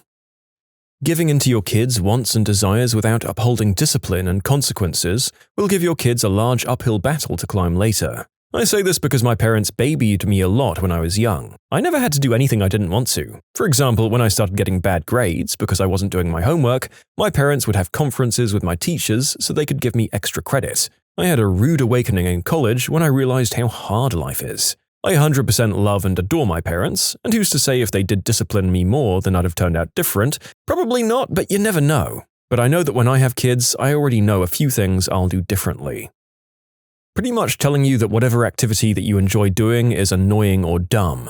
I used to love singing. I was in chorus and would play my favorite songs over and over to learn the words. Not only did my sisters tease me for it, but my parents told me to shut the hell up constantly. So I stopped singing. I must have been terrible, right? I sing when I'm alone or jokingly with some friends. What really broke me was when I went to visit everyone for the holidays. My sister said that she was surprised I never pursued singing, since I seemed to love it so much when I was younger. I nearly started crying and had to bite my tongue so I wouldn't scream at her for being one of the reasons I stopped. It's always funny for the ones doing the teasing, but it actually hurts the ones being teased, especially when it's coming from people who are supposed to love you. When I was 4, my parents adopted a kitten. Of course, I'd never seen anything quite so delightful before, and I could barely keep my hands off the little furball. So, about 2 or 3 days passed, I got up in the morning and walked out and asked, "Where's the kitten?" And my parents told me that he'd died, implying that my roughhousing had killed it. I was terrified to touch an animal for several years afterwards. In fact, they'd simply given the kitten back to the people they got it from. I grew up in a very strict Asian household. My parents were very strict on the never wake us up policy. To this day, I get very anxious and refuse to wake people up, in fear of being yelled at and locked in a closet. I'm 22 years old. You can submit your own stories to be featured here on the channel. The story submission link is in the description below, and if you want to listen to some vibey music in the background, check out easymode, also linked below, and subscribe. Telling your kid they're always a winner. We love our kids and want them to feel special, but it's setting them up to be disappointed later in life when they find out not everyone can win. Let them feel the disappointments early on and teach them it's okay. They'll grow up better to handle the stresses of life. Telling them that the family members who are mean to them or neglect them actually love them. Treating crying as if it's something that only weak people do. My dad in particular used to yell at me for crying, which only made me cry more, which made him yell more and, well, you get the point. In high school, I tried to bring up the possibility of me having anxiety problems that I'd spoken to the counselor about because my friends made me go since they were worried. Dad told me I was just being a drama queen. I can't express that I'm anxious or stressed around my dad because apparently other people have it worse. Even now, I'm 21 and seeing a psychiatrist in a couple of weeks because I've just felt so bad lately and I would never let my dad know. I think I'd rather die than my dad know I've been seeing a psychiatrist and discussing the possibility of me having OCD with said psychiatrist, which does explain a lot and is actually kind of comforting for me to know, because Dad's got so mad at me for being weak lately. Being overprotective as a parent, or just not listening to your children. Oh, I have a few doozies. Thinking that whenever your kids open their mouth, they're going to lie to you, telling your kids that they're just being dramatic whenever they're actually upset about something, and telling them they're being manipulative whenever they show their feelings, like tears. Making them give physical affection when they don't want to. If Uncle Bob makes them uncomfortable, don't make them give him a hug. If Aunt Karen freaks them out, don't make them give her a kiss. Of course, it's important they be kind, but don't teach them that the feelings of others are more important than their own bodily autonomy. If someone close to your family dies, don't say to your children, they're just sleeping. Congratulations, you just created a lifetime insomniac. My 5-year-old understands death. We don't sugarcoat it much, and death isn't taboo. When a kid understands death as a permanent condition, it makes it easier to explain the gravity of dangerous situations. Sticking through a toxic fricking relationship for the kids. It doesn't help. Part ways, be good parents, spend quality time together with the kids, but don't stay together and frickin' hate your lives under the guise of it being for the kids. We pick up on that stuff. It's a terrible example to set. Not having them do chores. My parents pushed me to be an academic, so doted on me hand and foot as a kid to make more room for study. When you're too young and stupid to know any better, you think it's a blessing. When I moved out to uni, I didn't really know how to clean, when to clean, what to clean with, how to wash clothes, how to get them to dry, stuff like that. The only thing I could do is cook and binge drink. That's no way to bring up a kid, and it's a steep learning curve doing all that stuff for the first time in your early 20s. It sounds like a super lame answer, but make sure every kid does their fair share of chores. My parents unconsciously taught me to value external validation over everything else, and it has been the cause of persistent depression in my adult life. Examples that seem innocent, like praising good grades and emphasizing academic achievement, being inordinately pleased when people said good things about me to them, encouraging me to apply for awards and scholarships and then being super proud and boastful to others about how amazing I am, tacking up newspaper articles about me, certificates and other things all over the house, writing Christmas letters that were essentially a laundry list of all my accomplishments, telling me that I could do anything I wanted or be anything I wanted, that I was exceptional. I mean, I think you get the idea, right? All of this taught me that I was only worth what I could do. It's taught me that I'm only as valuable as others deem me to be. Outwardly, I appear poised, accomplished, and successful. Inwardly, I have an exceedingly low, virtually non-existent sense of self-worth. I push myself constantly to do more and achieve more and earn more accolades. I burn out and have panic attacks. I feel numb inside. I don't know who I am or what I actually enjoy because I've been groomed to only do what others want of me. I'm almost 40 and basically completely lost. Discouraging them from asking questions. Yes, it can be annoying to keep hearing, "But why, Daddy, Mummy?" But I've met far too many adults who admit they stopped asking questions because as a kid, their parents would shut them up or be like, "There she goes asking questions again." Inquisitive minds need to be fostered. I've heard of parents instituting a 5 whys in a row limit. I have no idea if that's good parenting or not, but it does seem like at least acknowledging that a healthy amount of questioning is okay without letting it get ridiculous. That said, telling kids they aren't allowed more info after a certain amount may have its own problems. Saying, "Because I said so." Telling them they're smart. I'm not saying to not praise them for a job well done, but reinforcing that a child is smart will teach them that they don't need to try as hard to learn. Education should be a constant challenge, in the same way exercise should always be a challenge. If it's not difficult, you're not learning. saying, "I don't care who started it." I grew up with friends whose siblings would target the one with the bad temper, provoke them into a rage, then cry and play victim when they got hit. In this case, it does matter who started it. A parent has to make it clear that violence isn't okay, but neither is provoking someone into said violence. It doesn't matter that said person never hit or kicked while their sibling did. They would never have gotten hurt in the first place if they didn't encourage the aggression to begin with. Children are clever and they'll find loopholes in their parents' rules. Parents need to be better and snuff out that kind of BS when it starts. If they don't, they'll raise a manipulator and a scapegoat. One will use them and one will resent them. It's a lose-lose, all because of a simple rule. Telling them not to cry or telling them to suck it up. That one messed me up for a while. Creating an environment where you tell your kid their feelings aren't valid just because they aren't the same as yours, or your kid processes their emotions differently than you. Angrily telling your kid that they're too sensitive or dramatic or theatrical or hormonal is just going to mess your kid up and encourage them to bottle up emotions to avoid upsetting you, and it's going to lead to major communication issues. Also, constantly pushing an intelligent or self-motivated child to work harder and to do better. You're setting your kid up to be a perfectionist, which can be incredibly damaging to his or her mental health in the long run. Always assuming the oldest child is to blame for everything. Telling kids they have to finish their plate. Sometimes there's too much food for them. I was overeating for years and it took a lot of work to break the habit and shed the extra weight. Telling your daughter that if a boy is mean to you, it's because he likes you. Choosing their friends for them. Let them figure out who's bad and who's good on their own. Within reason, of course. The words, "Oh, look who finally decided to join us," when referring to you coming out of your room when guests are over. That's a way to ease your child into social anxiety. Never showing up for events. I remember my parents didn't come to most of my chorus concerts. It really sucked to see my classmates' families cheer them on while my parents were absent. I brought home one of my chorus program papers to show my parents, and I found it in the trash the next day. I was sad because I wanted to keep it, but seeing it in the trash, I didn't want it anymore. I love my parents and I don't blame them for not showing up. They were small business owners and it was hard for them to find people who could work for them whenever I had concerts or anything. It still hurt though. I thought I should add that my little sister and grandma would come to them, but my relationship with my grandma isn't great. It's just not the same as having your parents there, if that makes sense. Anytime a child is playing with a child of the opposite gender and they respond with, "Ooh, who's your boyfriend or girlfriend?" that crap completely stopped me from even speaking to girls until damn near high school. I just saw this happen in front of my eyes not too long ago. My aunt started teasing my 12-year-old cousin because she found out that a girl he was friends with had a little crush on him. Well, that friendship ended right there and then. My cousin was obviously really embarrassed. Of course, my aunt made the big announcement in front of a bunch of people. I was really mad at my aunt. Like, what the frick did she expect?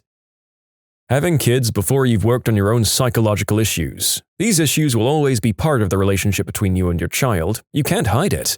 Become the person you want to be before having children. Yes. And if you don't have that option, work through your issues as you need to. Don't shut them out or act like everything's fine. They know when their parents are upset. But don't rely on them to be mini therapists for you. For example, just saying things like, "Mummy's feeling a bit sad today, but she's working hard to make today better." Just let them be a part of it without overburdening them with your issues. Not letting them have freedoms, such as going out with friends, making their own friends, things like that. I'm 17 and now I'm just getting actual friends outside of school for the first time. I was never allowed to do anything as a kid. I know my parents cared about me, but it's hurt me more in the long run. It's caused some serious social anxiety. I feel this. My mum was very restrictive because she didn't want me to make the same mistakes she did growing up, like substance use, staying out late, and skipping school. But she never explained to me about responsibility, safety, or things like that. It was just, because I said so, because it's my house. It backfired on her as I became rebellious and wound up with a severe substance use problem that I'm only just now managing, and dropping out of high school 3 months before I would have graduated. Hovering over your child. I don't just mean helicopter parenting, which is even more serious. I just mean doing things like demeaning their chores, trying to steer them down a certain career path, putting them in programs or sports they don't like, stuff like that. Constant remarks about the child's body, like telling them they need to lose or gain weight or making any comment about their body type. It goes for everyone in the family. Don't do that, unless you want your child to develop an eating disorder later on in life. Yelling at them. My mother yelled at me constantly growing up, and I ended up learning some really insidious, subtle life lessons and struggling with anxiety because of it. What was the most cursed thing that went down in a locker or bathroom? I was coming back from a road trip and we were driving for 3 hours non-stop. At this point, I really needed to pee, but we couldn't find a place to stop at. After another hour, I was very desperate and felt like my bladder was going to explode, so luckily we found a gas station with a bathroom. I was running to the bathroom, the only one there was, when I saw 2 little girls giggling and running away from there. Long story short, there was number 2 all over the walls, sink, floor, everywhere. I couldn't hold it anymore, so I just closed my eyes, did my best squat, went to my car and tried to pretend that had never happened. My mum once got caught in the clean cycle of a self-cleaning public restroom. For those who've never heard of such things, it's a completely sealed unit. You pay to get in, do your business, and when you exit, the door locks, and the whole stall is just automatically cleaning with this high-pressure water system. Some random girl once saved my butt as I was trying to sneak in after her without paying. Basically, she had paid, was done, and coming out of the stall, she stopped me as I held the door trying to enter and said, "I wouldn't do that if I were you. The whole thing is flushing." I closed the door and you can hear the stall being pressure hosed down from the outside. Damn, I owe that girl some karma. I ran a venue that sometimes held raves back in the late 90s. My girlfriend came to one with her best friend and I let them in for free. At some point in the night, someone came up and told me people were doing the deed in the men's room. My assistant manager and I went in. He thought he was hilarious and kicked open the stall and yelled, "You cannot do that in here." There was my girlfriend's best friend trying to give a down-under kiss to a guy who couldn't get it up because of the substances they were taking or whatever. She was clearly also on something and was kneeling in an inch of disgusting water because the toilet had backed up and overflowed. I was taking a dump in a one-person bathroom outside a gas station, and as I was pulling my pants up, a mum and her daughter walked in. They had to have seen my eggplant. They screamed and closed the door. I washed my hands and nervously walked out and they were gone. They just left the scene. And yeah, I've been wondering why I didn't lock the door, and I've just remembered right now. I didn't know you had to get the key from the register, so while the door was open a little, I walked in and just did my thing. I guess Mum grabbed the key from the cashier like you're supposed to, and unlocked the locked door. And when I say they had to have seen my Johnson, it was because I was in the perfect angle for them to see everything. Not that they had to see it because it was a sight to see. Quite the opposite. The narrator is ultra paranoid about locking the door at all times. However, life seems to compensate for this by making him the person who walks in on life's less paranoid people in situations like the one we just mentioned. I honestly don't know which one's worse, because it's not like the shame and sourceless guilt of seeing people at their least ideal moment isn't excruciating either. I was at a track meet last week and just ate a huge lunch after a race, so I needed to take a massive dump. I waddled into a stall and plopped myself down on the toilet seat. I then proceeded to push out the most gut-wrenching log of my life. As I finished wiping and got up, I realized that a line had built up outside the stalls. I flushed the toilet and it doesn't go down. The water level doesn't go down either. I then proceed to go on a walk of shame out of the stall as about 10 other dudes saw my impressive mound slowly rise out of the toilet bowl and overflow onto the ground, seeping its way to the low corner of the bathroom. Next time you should establish dominance by staring directly into the eyes of every man waiting in line. I did this. I am the danger. And they'll respect you more. I walked into a locker room to see an undressed fellow standing in the shower area, there was no water running by the way, covered head to toe in soap suds so thick that it might have been shaving cream. The only thing not covered was his eyes. It was surprisingly creepy. At the gym, they have community towels for wiping the seats of the machines. Just grab a towel and do your thing. At the end of your workout, throw it in the towel bin. I sweat. I mean wet t-shirt contest looking type sweat. So not only do I wipe the machines thoroughly when I'm done, I also have to keep wiping the sweat from my brow. When I'd finished my workout, I went to the locker room to change. Setting my towel, my phone, and my earbuds on the bench, I opened my locker, took out my bag, and began to change. There were other guys in there in close proximity, so I just kept my eyes forward and went about my business. Still sweating. After putting on my clean shirt, I grabbed my sweat towel off the bench and wiped my face. Then I started putting my gym stuff into my bag, looked at the bench, and saw my phone and earbuds. They were still sitting on my sweat towel, the towel I'd used during my workout. Slowly, I looked down at my hand, at the other towel I'd just wiped my face with. It wasn't my one, and it was so wet. About 10 years ago, me and some friends were driving back from the lake.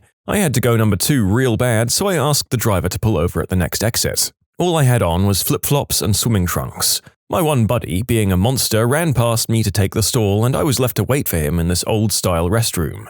Next, this old man busted through the door, pants around his ankles, shuffling his feet, holding his member. He was projectile blasting streams of diarrhea all over behind him. He shuffled past me, pushing on the stall door, which my buddy had locked. I was pressed up against the wall, scared to death of the horror that I was witnessing. The old man looked around, spotted one of those long urinals that go all the way to the floor, and made a spin for it. He turned his body to head to the urinal and spray-painted an enormous load of diarrhea across my legs and feet. I screamed out in terror like I'd just been fatally wounded. The old man bent over the urinal, pumping loads against the back of it as it splattered everywhere. He just looked at me with these dead eyes and said, "God damn diarrhea." I will never forget that day for however long that I live. I once had a parent-teacher conference in the Buck. I was the teacher. I'd been at the gym and finally decided I could just change and not duck into one of those tiny rooms. Standing in my undies when I heard, "Mrs. Melser? Oh, you teach my son." Yep, sure do. My principal allowed me to count that bathroom consultation towards my conference hours, so there is that silver lining. I was on the way home from my friend's house and things just started to get worse. I needed to crap so badly that I immediately went to the nearest public restroom. Upon arriving, only one cubicle was available because the other 2 are out of service. I also find it strange that there are no urinals inside this bathroom. But anyway, after doing my business, I just realized that the flush wasn't working and there was an empty pail besides me. I was about to get water on the drum at the corner of the bathroom when 3 or 4 girls went inside the bathroom. I was still inside the cubicle and I know that they're going to use this loo, so since only one cubicle is available, they're just waiting for me to finish. When I got out, they started screaming and asking what I'm doing inside the girls' bathroom. One of them saw my pile of number 2 and told her friends about it. Then they looked at me with disgust and left the bathroom immediately. I'm a guy, by the way, if that wasn't obvious. Some years ago, La Havana Social Club had an album of traditional Cuban songs popular across Europe, and I decided to visit Cuba. While traveling across the island, I heard that they'd be playing live in Havana the following weekend and decided to hang around to see them, only for Fidel Castro to decide to address the country on that very same Saturday night, effectively cancelling everything. We turned up at the venue, but everything was shut up and there was no one about. 2 weeks later, I was in a lovely town called Trinidad and find out to my delight that they'll be performing there in Trinidad that very night. And not only that, they're practicing right at the moment in a charming garden bar very nearby. We head straight there, and it was all I could have hoped for. Beautiful walled garden, small bar with some services, a single toilet, and a group of skilled elderly Cubans doing what they do best. There were very few other people there. The music was so familiar, it was an amazing thing to see. So close, so personal. And then during the 3rd or 4th song, it happened. You may have experienced this before. You know, when you have to go, like right now. Great. The toilet is there, right next to where they're playing. A very rustic toilet with a door, like many things in Cuba, that doesn't quite fit right. And I was loud. I was really loud. The music stopped. I left straight after that, avoiding any eye contact. Honestly, I think stopping a concert with the sheer concussive sound of your bowel movements is as much of an achievement as anything else. Even if they didn't want to thank you, I think you deserve recognition for the strength of your mega dump. Well done there, sir, or madam. I'd gone to eat with my wife at an Indian restaurant, and then we met up with co-workers at a bar afterwards. The colonic bullet train that often follows Indian food just hit me. I didn't want to crap in the bar bathroom, so I ran down to the gas station on the corner. I know, it's still gross, but in my experience, anything is better than the bathroom at a bar. But then it turned out the gas station's bathroom was closed.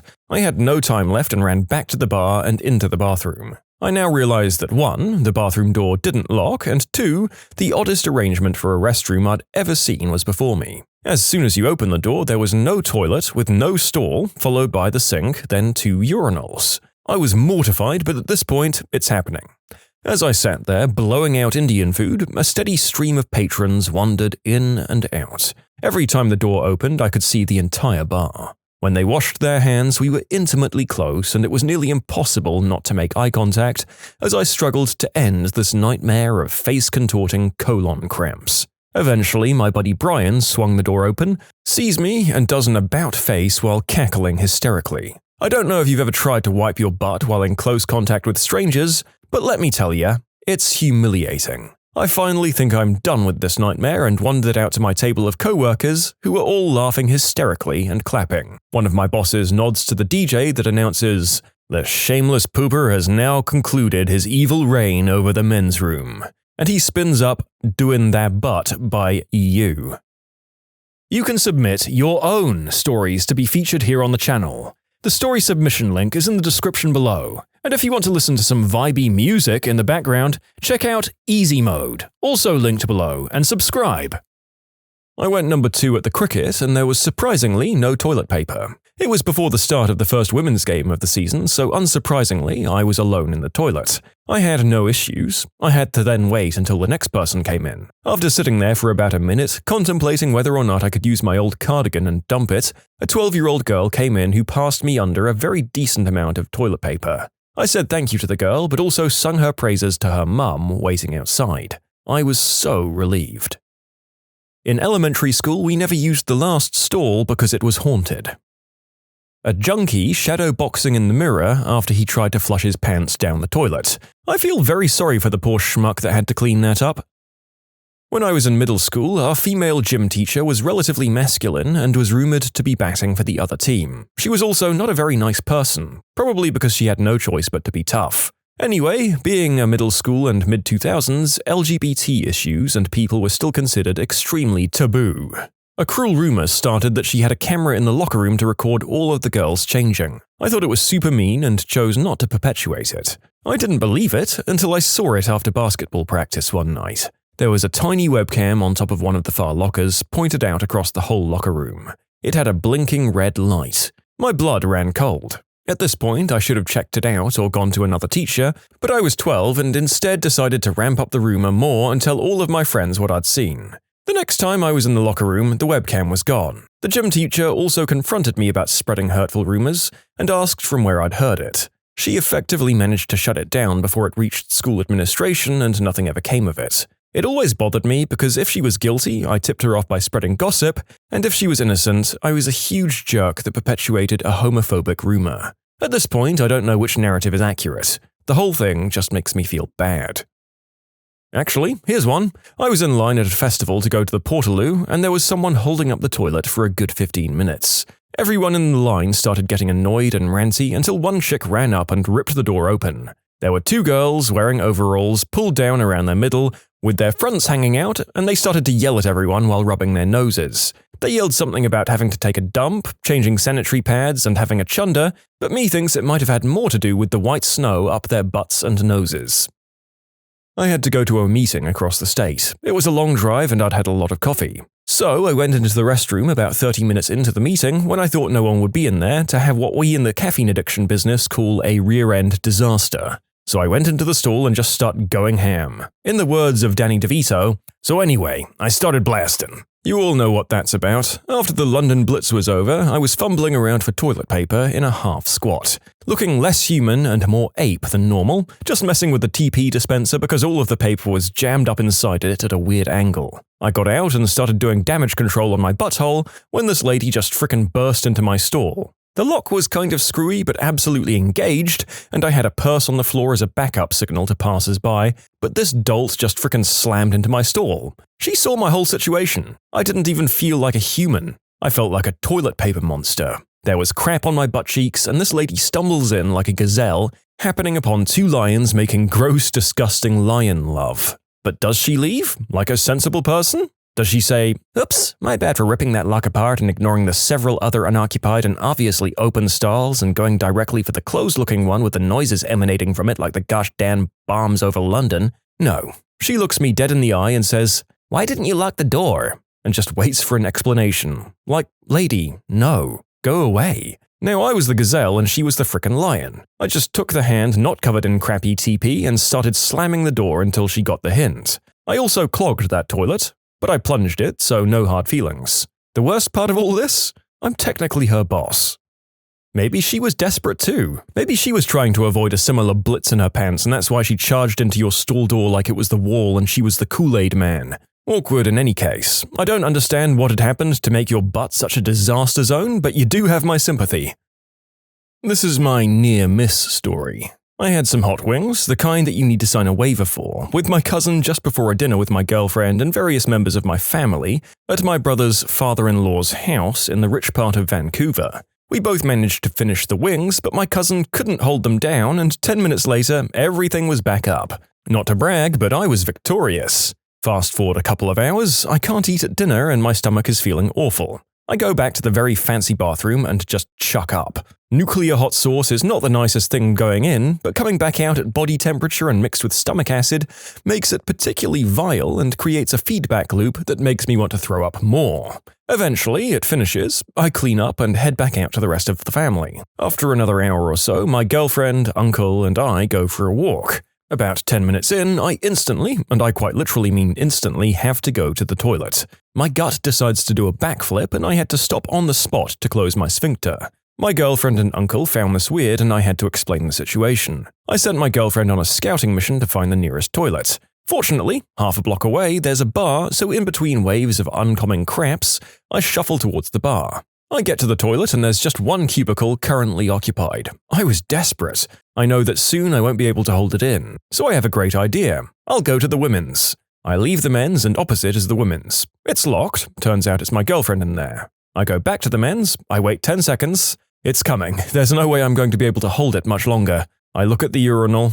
It's my only option, otherwise I'm going right here in my pants. I rush to unbuckle my belt and then by some kind of miracle from the gods, I hear a flush. I get a rush of adrenaline that gives me the power to close my butt in time to rush past the man exiting the cubicle. He says something to me, but at this point I couldn't care less and just apologize. I sit down and release. It was glorious. Purely magical. I can't tell you how happy I was to not crap myself. There was loads of splashback, but I could deal with that. It was over in seconds. I look at the toilet roll holder and to my dismay, there was nothing. Turns out the guy had told me that there was no toilet paper. However, it seems like the gods weren't quite done with me yet. I hear the door open to the toilet and I can see shoes coming towards the cubicle. It was the guy who'd just finished with a roll of toilet paper in his hand. He passed it under the door and told me he thought I needed it. The Canadians are just so damn friendly. I don't know if school restrooms technically count as public restrooms, but nevertheless. The year was 2001. I was in year 2 at school, and my younger brother had just started kindergarten. Whenever the bells would chime to signify the end of recess, there'd always be a bathroom rush, while everyone relieved themselves before heading to class. One particular recess, I'm standing shoulder to shoulder with a bunch of other kids, taking a leak into the urinal. Without warning, I feel a solid shove between my shoulder blades, and try as I might to delay the inevitable, I topple into the little gutter area of the trough. Many of the kids tried to avert their streams, but it was too late. I was soaked from falling in and then some from above. And as I looked back up, shielding my eyes from the burning rain, who should I see but my younger brother looking down at me? I might have been covered in unspeakable fluid, but I assure you, he was the one with the crap-eating grin. For whatever reason, he just thought it would be funny to shove me in the urinal. The joke was on him though, because my teachers quickly decided that I'd had enough for one day and called our mum to go pick me up. My brother didn't understand why I got to go home early and he didn't. I can still picture the look on his face as I waved at him through the window as the car drove away and the teachers were scolding him. First night staying at my girlfriend's house and I got bad diarrhea. After spending 20 minutes filling the bowl with liquid chocolate, I went to flush and to my horror the toilet blocks. For some reason, the bathroom had no plunger, toilet brush, or anything I could use to remedy the situation. After panicking a few minutes, I noticed the smell was getting bad in the bathroom, and to save embarrassment in front of my girlfriend's family who I'd just met, I had to clear up the toilet ASAP. I made a split-second decision to shove my arm down the loo and clean the pipe by hand. I didn't quite register what I'd done until I was scraping my toilet paper and crap from out of the pipes. God must have smiled upon me because the next flush worked perfectly. Although the toilet was clear, my conscience was not. I've got to live with that forever. In the store where I work, there are 5 stalls. One is handicap accessible and 2 leak at the back so that when you sit down, you just have this constant drip on your lower back. The other 2 were in use, so, knowing that no handicapped people work there, I used the handicapped one. Of course, this is the day that a really higher-up supervisor in a wheelchair that normally works in the office 4 miles away had a meeting and needed to use the bathroom after said meeting. I'd only seen this guy once a couple of years earlier when I started this job. I leave, head sunken apologetically, and he just gives me this knowing look. Not mean or upset, just knowing. It still keeps me up some nights. Not horror, but weird. In military basic training, there are no doors on stalls. Pretty shocking for 100 new guys who lived at home the day before. We all had to go at the same time and stood in line waiting for the next guy to get off the pot. Well, turns out about 2 out of the 100 guys on my team wipe from back to front. They actually stand up after taking a dump and then wipe their butts from back to front by reaching between their legs. Those two caught so much crap in the form of laughter and ridicule from the 98% that wipe the normal way. They soon changed their ways. By now, I know some of you guys are out there wiping from back to front. It's 2% of you from my experience. You're doing it wrong, in case no one ever told you before now. Went out to eat at a place about 20 minutes from our house. On the way home, things started to not feel so good. I was gonna crap myself, and I was still 10 minutes from my place. There's some new home construction, and I see a porta potty at one of the home sites, so I flew around the corner, screeched to a halt, and jumped in. That's when my frickin' zipper in my pants sticks, and I unleash so much bad calamari diarrhea that it's literally flowing out from the bottom of my pants. I text my wife, who was in the car, that I didn't make it, and she drives the 20-minute round trip to our house to get me some clothes, while I stand in a 100-degree crap house, surrounded by a mess of my own making. When you subscribe, make sure to hit the bell to turn on notifications. Put the playlist on in the background to finish listening to all the stories, or if you want some vibey music to put on in the background, check out easymode.